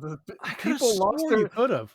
There's Animal Crossing streamers who lost their collective shit because they're like, I can make more than one item at a time. Oh my God.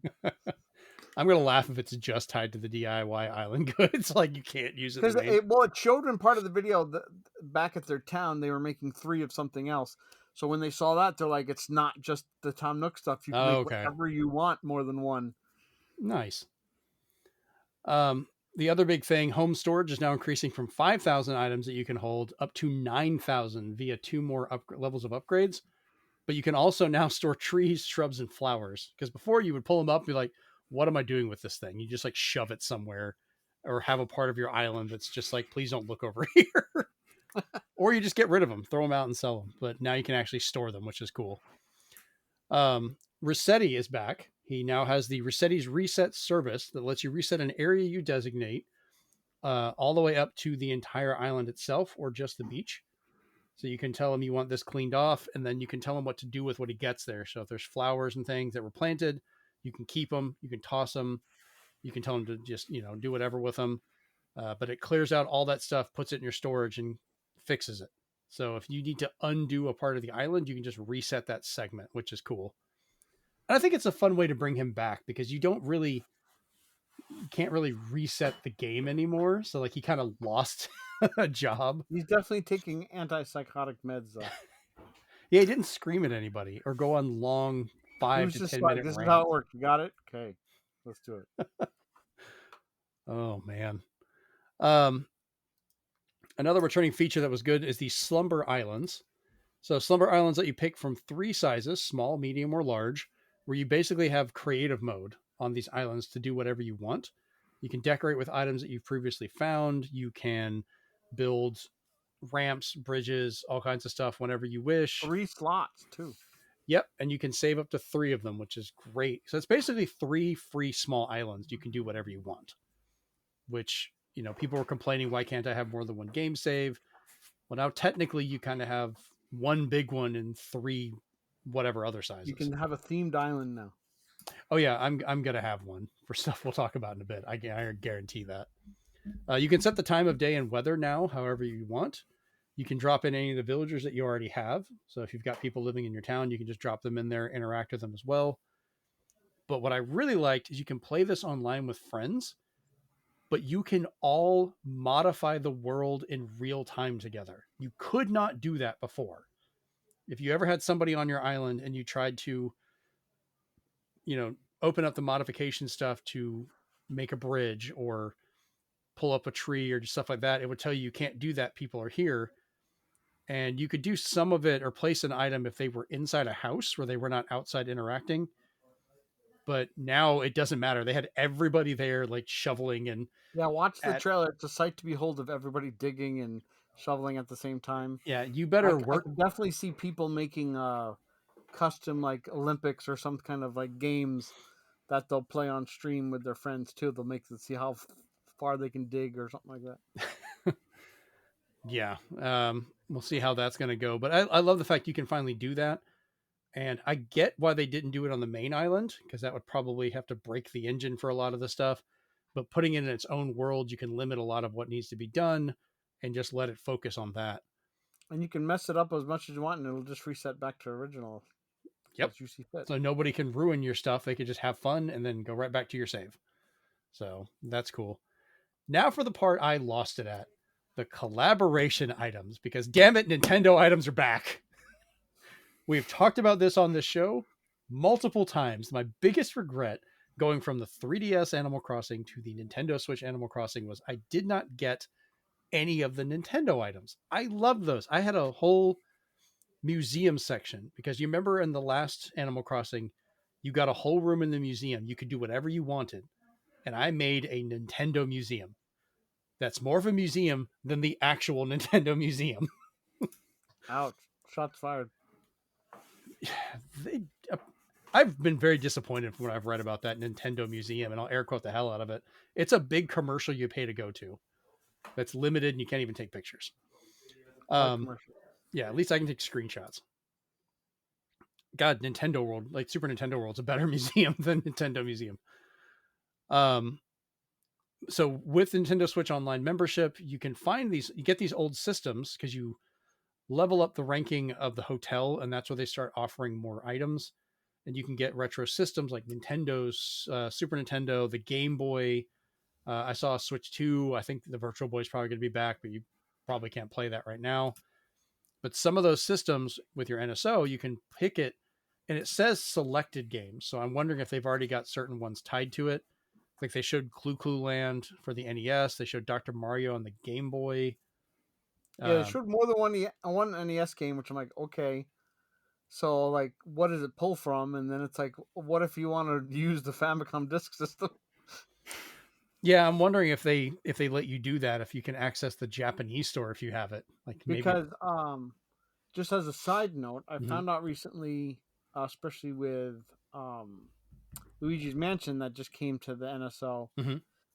that you can actually pick which version you want to play, and specifically, there's extra content and a different difficulty if you play the PAL version of Luigi's Mansion. So you can pick, hey, I want to just play both versions combined, and it makes it so a lot of the bosses are harder, and it makes it so Luigi has a new move where he rides on top of the vacuum.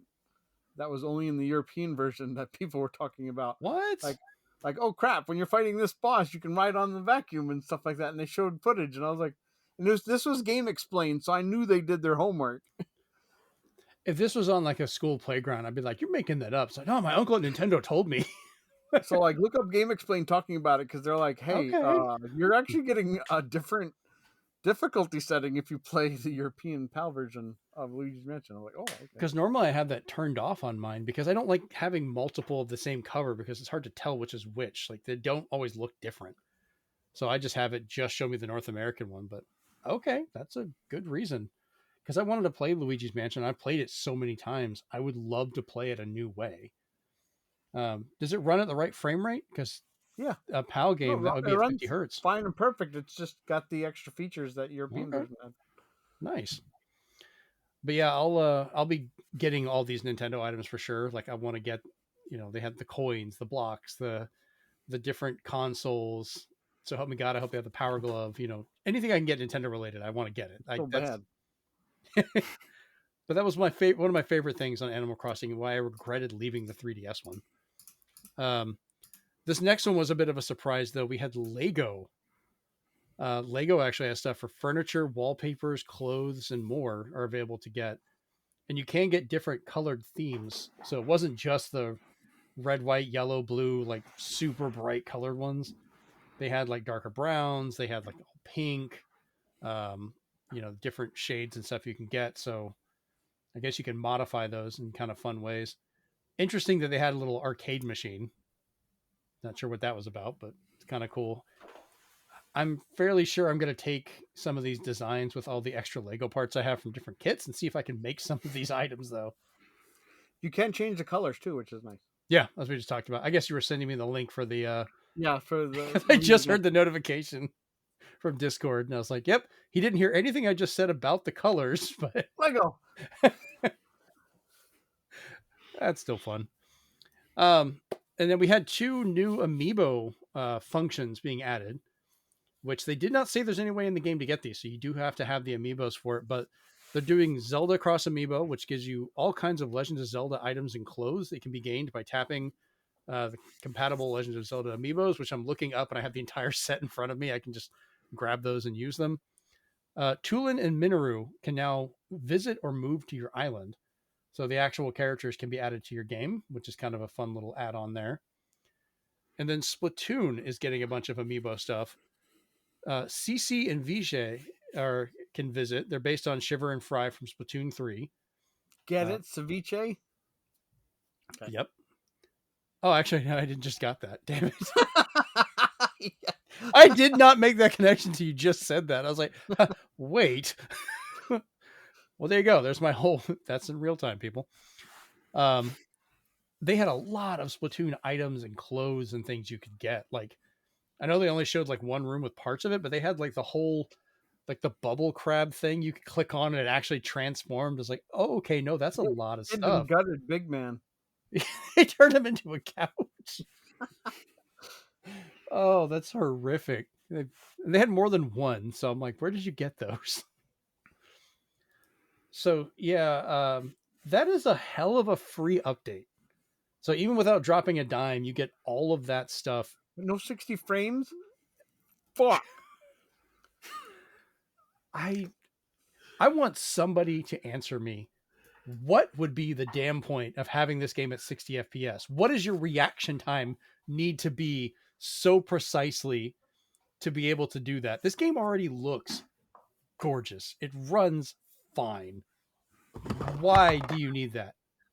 The cat has stepped up to say something. And I want to see if anybody actually responds to that. I'm sure I'm going to get so much hate if I make that into a clip and put that up. People could be like, you don't know what you're talking about. This game needs to be 60 or 120 You or should just let 240. the guy who hates games and Bubba do the show.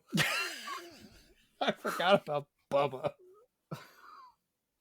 Anytime you wear your camo, Chase, I'm going to think Bubba. Yeah. Where's your beer, man? Jeremy's like, whichever one you spoke in, you got the most dislikes ever. I'm like, cool. Chase didn't even speak. That's what's funny. He was just sitting there chilling out, drinking. And they were just like, he don't give a shit about your Lego. I was like, I told him about it already. He just wants a Calm beer. down. Yeah, he was being respectful and letting me talk. Calm down. Oh, man. Yeah, man. Chase, do you guys play Animal Crossing at all? Nah. I listen to Starbomb. Mr. Nook scares me. He's not that bad. He just Your nuts are owns on everything. special. Yeah. Oh, man. It kind of seems like, would this be a he's a Shinoa shrewd businessman. game? Right. Would this be a game Shinoa would play? It feels like Animal Crossing would be something she would have enjoyed. Maybe. I'd actually have to check to see if she's played it or heard of it. Time, if you like The Sims, they'll like Animal Crossing. But if they don't like The Sims, don't show them Animal Crossing. She loves The Sims. I love The Sims, and I really enjoy Animal Crossing, so that's an interesting take. They're similar, but very different in a lot of ways. Because it's still that genre, you don't have any end game. You just build what you want, and you keep collecting stuff. Yeah. Yeah, you can get to credits, and then it just keeps going. I think, what was it? You have to get KK Slider to sing a certain song, and it shows credits, and you're like, oh, cool. And then life continues. Yeah. I don't know. It feels like something she would enjoy. You two could play together, and then you could join us playing with this ungodly amount of new stuff. So yeah, we're going to need to trade things. We'll bring you all the fruit. All right, let's move on to our last Nintendo update. Which I didn't hear about. This is a small one. No, it's not a Switch 2 upgrade. So once again, people are just like, am I getting better frame rate? And it's like, it's fine. Pikmin 4 is getting an update November 2025 with a free demo coming out the same day. So if you've never played it, you can give it a shot. You get the field camera, which lets you take photos, including customized with stamps and frames, which I'm always down for a photo mode. I love photography. You get Decor Pikmin, which can now be found around levels and then shared with Pikmin Bloom. So they're hidden somewhere in each of the levels, and you get clues as to where to find them. And there'd be one of them's a little Pikmin that's got this papercraft bust that he's wearing, a little costume. Another one's got a flower or a fruit on his head. There was one that was dressed up like a beetle, like a ladybug that was running around. And you could find similar stuff under special events or out and about in Pikmin Bloom. So they're just kind of adding them into the game and letting you export them. So it's kind of neat. And then the new activity level option for difficulty outside of the normal, you've got relaxed, which makes wildlife won't attack you unless you attack first. So you can just walk right up to even the bigger bosses and stuff like that, and be able to get photos and do stuff without worrying about them running at you. And even if you do attack, everything is easier to beat. So just that, I'm probably going to play the game again like this. I've already beat it. I just want to have fun and do stuff. I'm just going to run around on easy mode. I don't care. And then there's fierce, because you just don't like having fun because it's apparently very much more difficult. The Ninja Gaiden 4 in my Pikmin. Pretty much. I'm wondering, because it's an interesting way to do difficulty settings that you're not making the game really easier or harder. You're affecting how the creatures react to you. Either they don't react unless poked, which means just fierce, just as soon as you start the level, they all just start coming running at you, kill him. Oh, man. But that's another free update. So, of course, people complained about it because it didn't have more frames or resolution. No or 120 FPS? Yeah, on a Switch. People just like to complain. I think that's kind of what we learned. So, I don't know. Pikmin 4 was fun. I recommend people give it a shot. I have always loved the Pikmin games. I think they've just gotten better each generation. Like I loved them on the GameCube. I thought they were better on the Wii because the motion controls and stuff worked really well. The Wii U was even better because you could use the touch screen to, pretty much treat it like a true RTS. And then the Switch let you do a lot of the stuff, including using the pointer control. So it's just gotten better over time.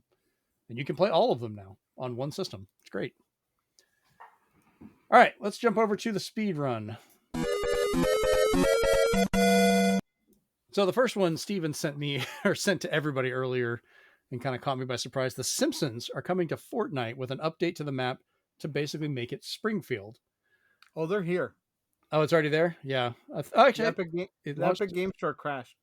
Oh, shit.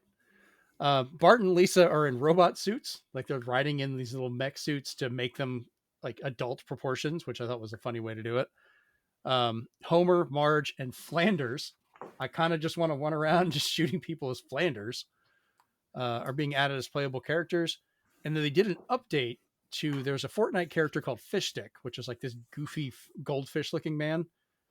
But damn it, they gave him the 3 eyes of Blinky the fish from The Simpsons. And I was like, I have to have this. That's great. I love that character. So yeah, I'll be looking forward to that. It says right now, jump in and shoot your neighbor Reno. So, oh, that's great.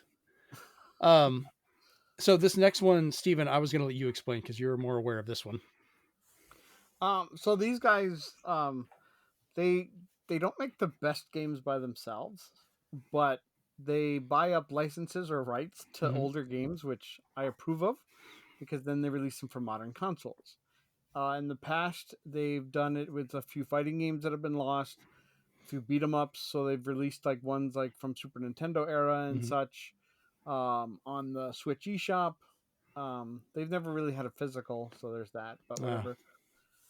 But it was nice because it was always like a couple bucks, and you got like a collection of ROMs basically you could play on your Switch. So it was nice. But now they've kind of, as emulation gets better, and Limited Run has their Carbon engine, QUbyte or Qbyte, however you pronounce them, Interactive now has an in-house Qbyte emulation engine, which has added support for PS1, which is nice. Right. Along with their previous systems I've mentioned, like Super Nintendo, Genesis, NES, and stuff like that. So this is interesting. So we're going to get Invasion from Beyond, which, if I remember, is kind of like almost like a first person, not first person, but like like almost like House of the Dead, but it doesn't even support the gun because it was that early. And that's from 1998. Motor Mash, which I don't remember, but then one I do remember because that was kind of like your 2.5D platformers like Pandemonium was and such. So it's good to see that coming out. I'm wondering if it's going to have anything like Digital Eclipse does, where you can kind of like up the rendering to make it look sharper, or if it's just going to be straight ported, because the Super Nintendo games don't look better. I don't know how you could do too much to them at all. And they don't support rewind or anything like that. It's basically just a dump. I just kind of wonder if they do anything for the texture warping on PS1 games, which I mean, isn't bad for some of them, but it's nice when you can kind of clean that up sometimes. But, I'm all for this if it's going to get us some of the more obscure and less high-profile PS1 games to come to modern consoles, because there's been a lot of this. We're adapting this for modern consoles. We're adapting that for modern consoles coming out, which I've been excited for. And for Halloween, even Nighthawk or Night Dive. What's the remaster studio? Night Dive. Night Dive for Halloween. They announced support. They released for $20 a piece. You could get the Turok 2 remaster for PS5 and Series X now. Ooh. So if you want an even better Turok 2 remaster, there's that. They're releasing a physical for PS5 right now of I Have No Mouth and I Must Scream, which is a really crazy point and click. So that got announced. So that's pretty cool as well. So I like seeing all this. Is it good if we get extras? Sure. But in the age of Blu-rays, we lose a lot of the cool stuff we used to get with DVDs, like interactive menus and stuff. Right. So I'm just good to just have them come back in a form to, basically keep the games going. Your cat is muting you. I can't. You're becoming harder to hear. I'm just glad to see these games come back. Also, he's just showing his butt, literally. Yes. Because cats Demonetized. love to do that. Oh, man. All right. And lastly, there was an entire second Nintendo Direct focused just on Kirby Air Riders that happened. That was over an hour long. So, mind you, between the first Direct and this one, there are movies shorter than these two Directs about this one game, which is funny. Sakurai absolutely loved it, but this one is just packed with more stuff that we can honestly talk about on here. So I ended up not adding it to the news. But I wanted to point out Sakurai's direct statement that there will be no DLC, that the game is complete on cart outside of a small update for online function only for day one, and that this will not be a series. There will be no sequels to this. So it goes to show it is truly a labor of love for him and his team, and Nintendo just let him have a blank check to do whatever he wanted to do. And he went you to ain't town. never getting F-Zero again. It's just, I watched the direct and I was like, oh, I'll turn it on and I'll see what it's going on. Like, there can't be that much more they talk about. They covered so much in the first one. They added the top ride. They added the old courses. They have all these characters. The music, multiple voices. They have the multiple announcers of like every language you can think of. But my favorite quality of life improvement, which I want in other games, is his checkpoint, his check system of all the achievements. Yep. He says you can not only go to it and it will set up the achievement for you, so it'll take you to where you need to go to do it. If it's too difficult, you can actually like modify it to still and try to get it. So if it's go through the one level without hitting any of the lasers, you can go into it and say, I want less racers to bump into me so I can try to get through the lasers. So you can make it easier on yourself, which is a first for like an achievement type system.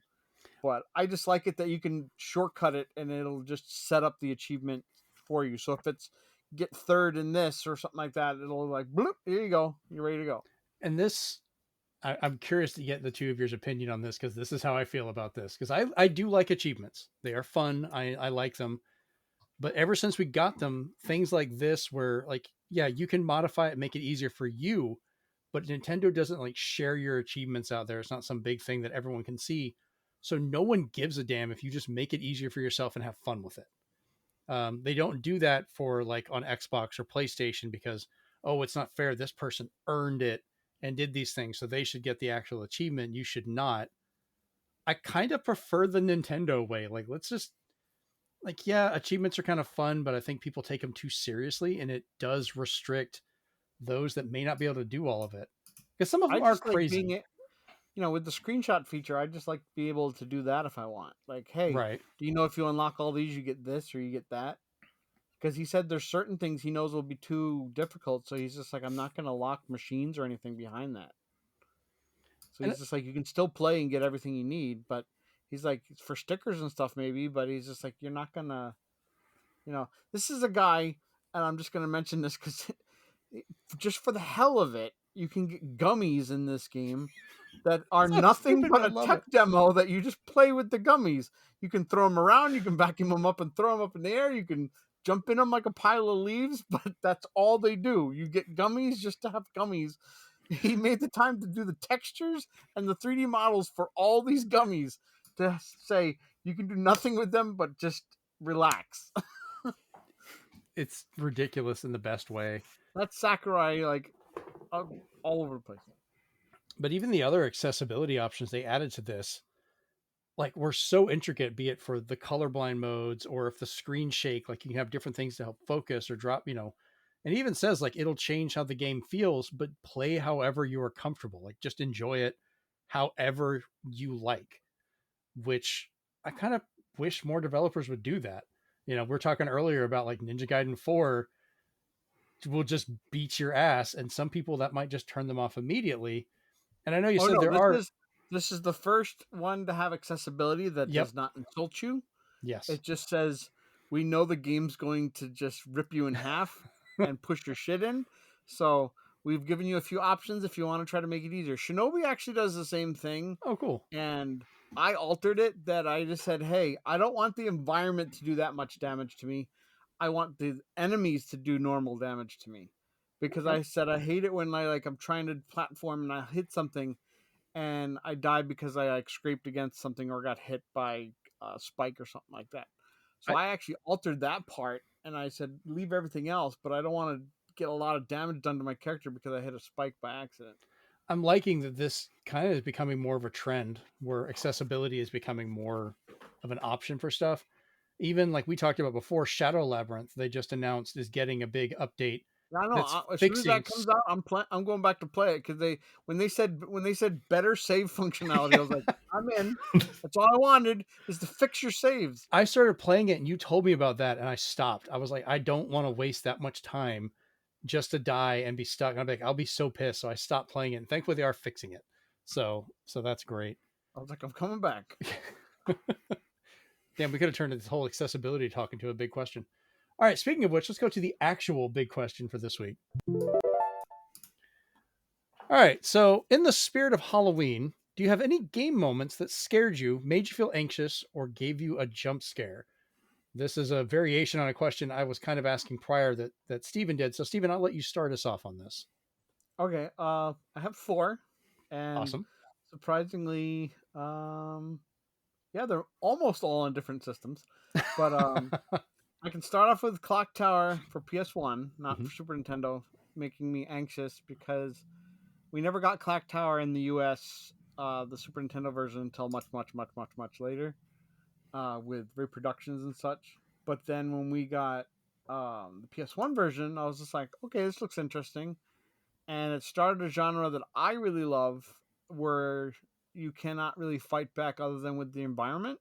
Mm-hmm.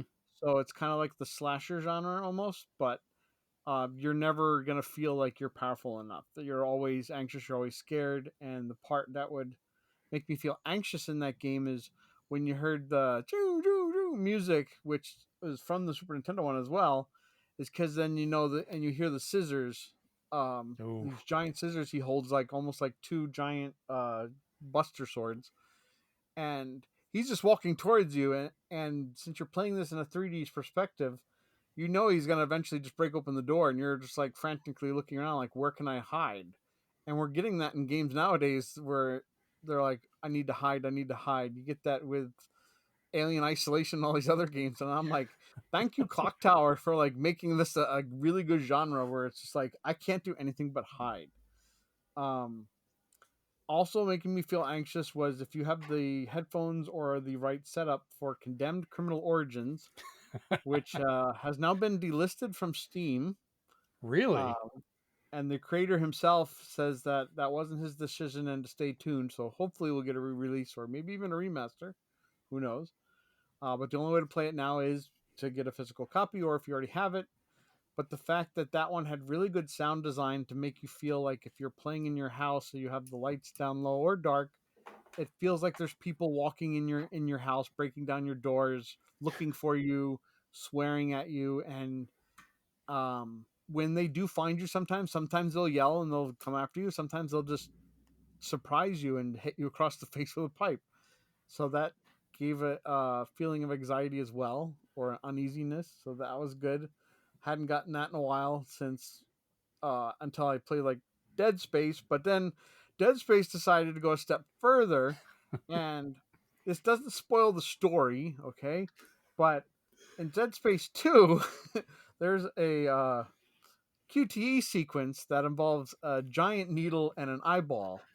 And it's one of those things you, even when you're watching a horror movie that has the same imagery, you don't want to see the end result if you fail.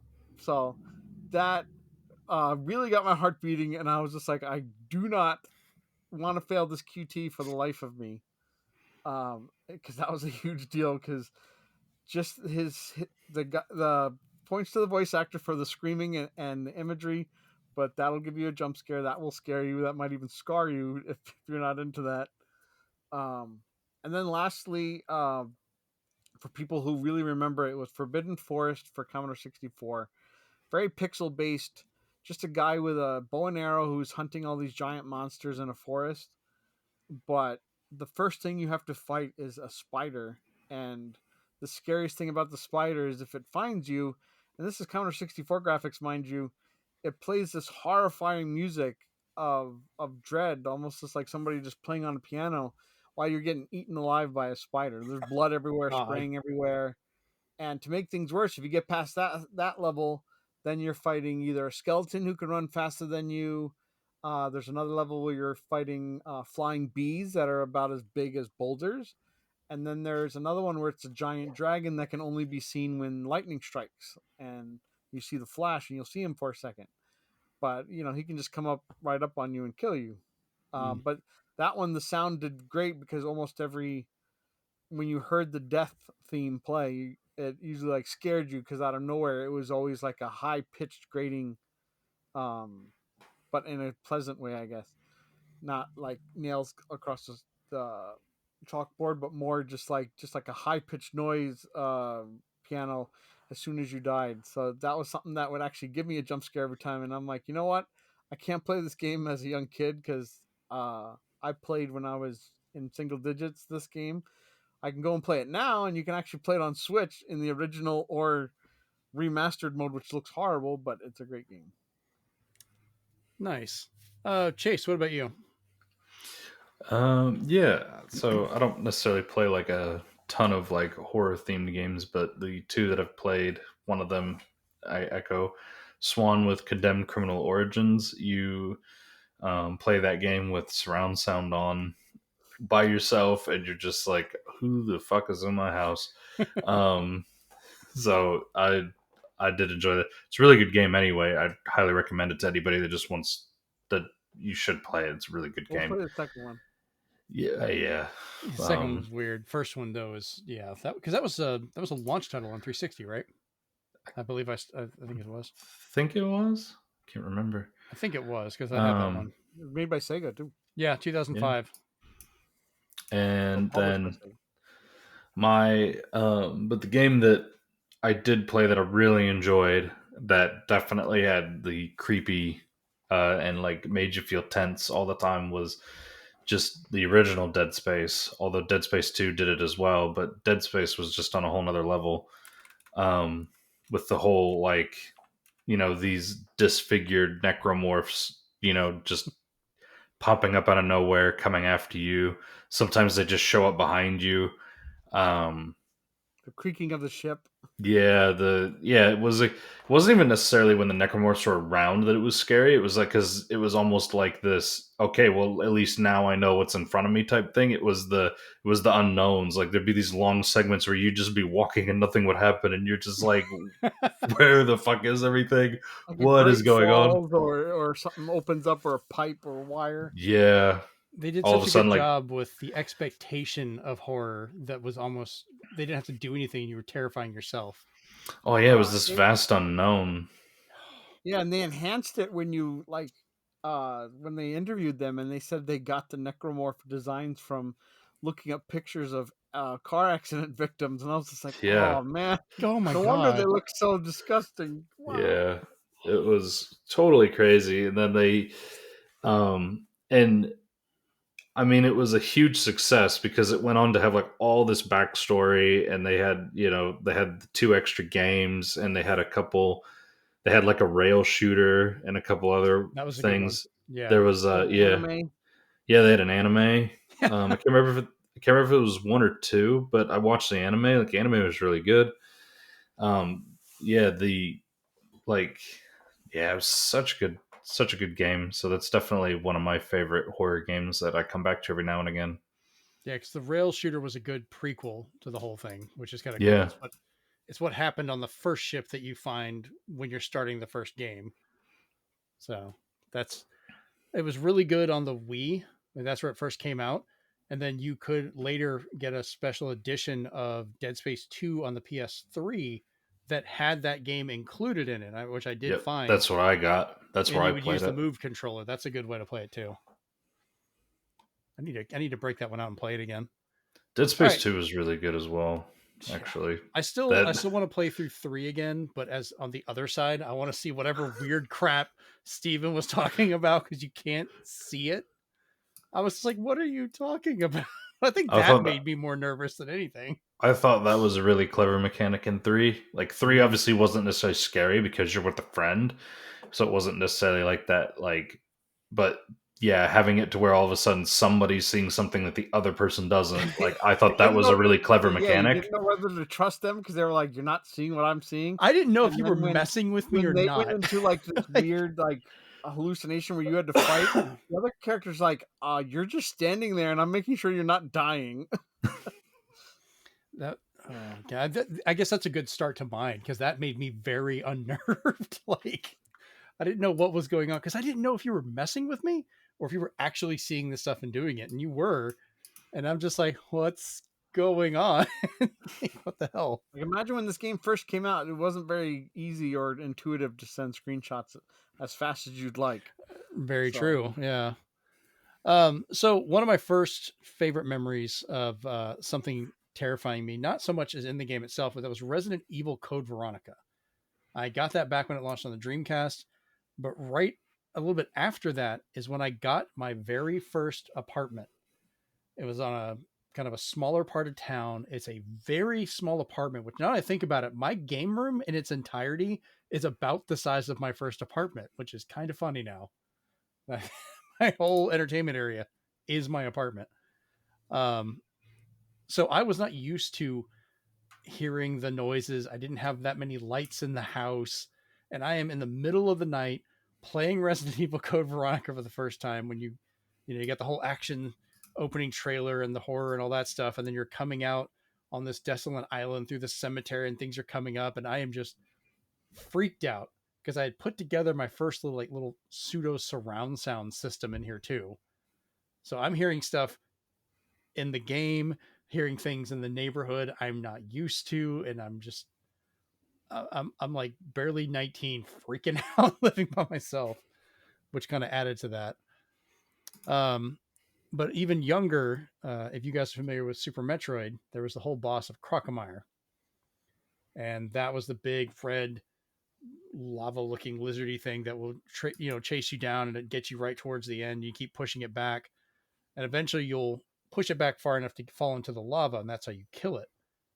And I was a little kid playing this, and I was like, yeah, I finally, I beat it, and it was going through, and you start to turn around and walk away, and that's when like the skeleton of it bursts out and starts swinging at you, and I was like, oh my god. And it freaks you out because you think you're into this massive fight where it's just like the scream that they did was like really good use of the Super Nintendo's audio system. And then it just falls towards you and falls dead, and you realize, okay, no, I did actually kill it. That was just its last gasp, kind of very much like Friday the 13th with like Jason or Freddy in the Nightmare game movies coming out like one last time to get you, which is it's a good horror theme to do. And the last one I thought about, had either of you played Zombie U? Yeah, I beat Yep. that one.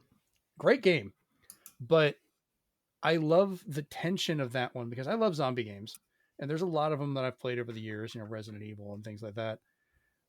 But the fact this one never stopped, and if you were having to like pick a lock or do something, you had to look down at the gamepad to do it while the game was still running. So zombies could sneak up behind you, or you'd have to do something really quick, and that tension felt so real because you were like trying to get things done, and with surround sound you'd hear things kind of sneaking up on you or like sliding towards you. And it almost became more stressful when you played with other people because then you have people's reactions like, oh, it's coming, you need to hurry up, oh, that thing's almost there, like you almost have the lock, if you figured out the code, and you're trying to jostle with it. There's a few times like you'll slip and, oh crap, I hit the wrong button because I'm trying to hurry, and you get more tense. And I thought that was such a creative use of it. I really wish that game would have gotten a sequel. I think it would have done so much better on the Wii U with an actual proper sequel to use that. But yeah, that's one of those that I absolutely love the tension of it from all that time. I still go back and play it on occasion because it still messes with me. So, all right. Well, I think that is about wraps up tonight. So let's go ahead and end that. But yeah, this is a little over 2 hours long, bit of an episode, but we've been gone for 2 weeks. Catch-up episode. Yeah, we've been gone for a little bit. But yeah, if you get a chance, if you like the show, leave us a like, leave us a comment. We'd love to hear your answer to the big question. Share it with your friends. Thumbs up are greatly appreciated for stuff. Share it around. Kind of helps us grow for a lot of that because we're still a really small show and we greatly appreciate it. But this has been episode 194. Being your host, Jeremy Powers, joined once again by Steven and Chase. And we're out. Peace. Code to box scares me. That is some terrifying shit. This has been a production of the Zenspath Entertainment Network Podcast by the staff at zenspath.com. The show is created and edited by Jeremy Powers. You can find the video edition of the show on our YouTube channel at ZenspathCom. The audio edition is located wherever you find your podcasts. Links to all versions of the show, as well as to our Discord where you can talk with us directly, is located at www.zenspath.com. Please leave us a like, thumbs up, comment, and review where you can to help us grow.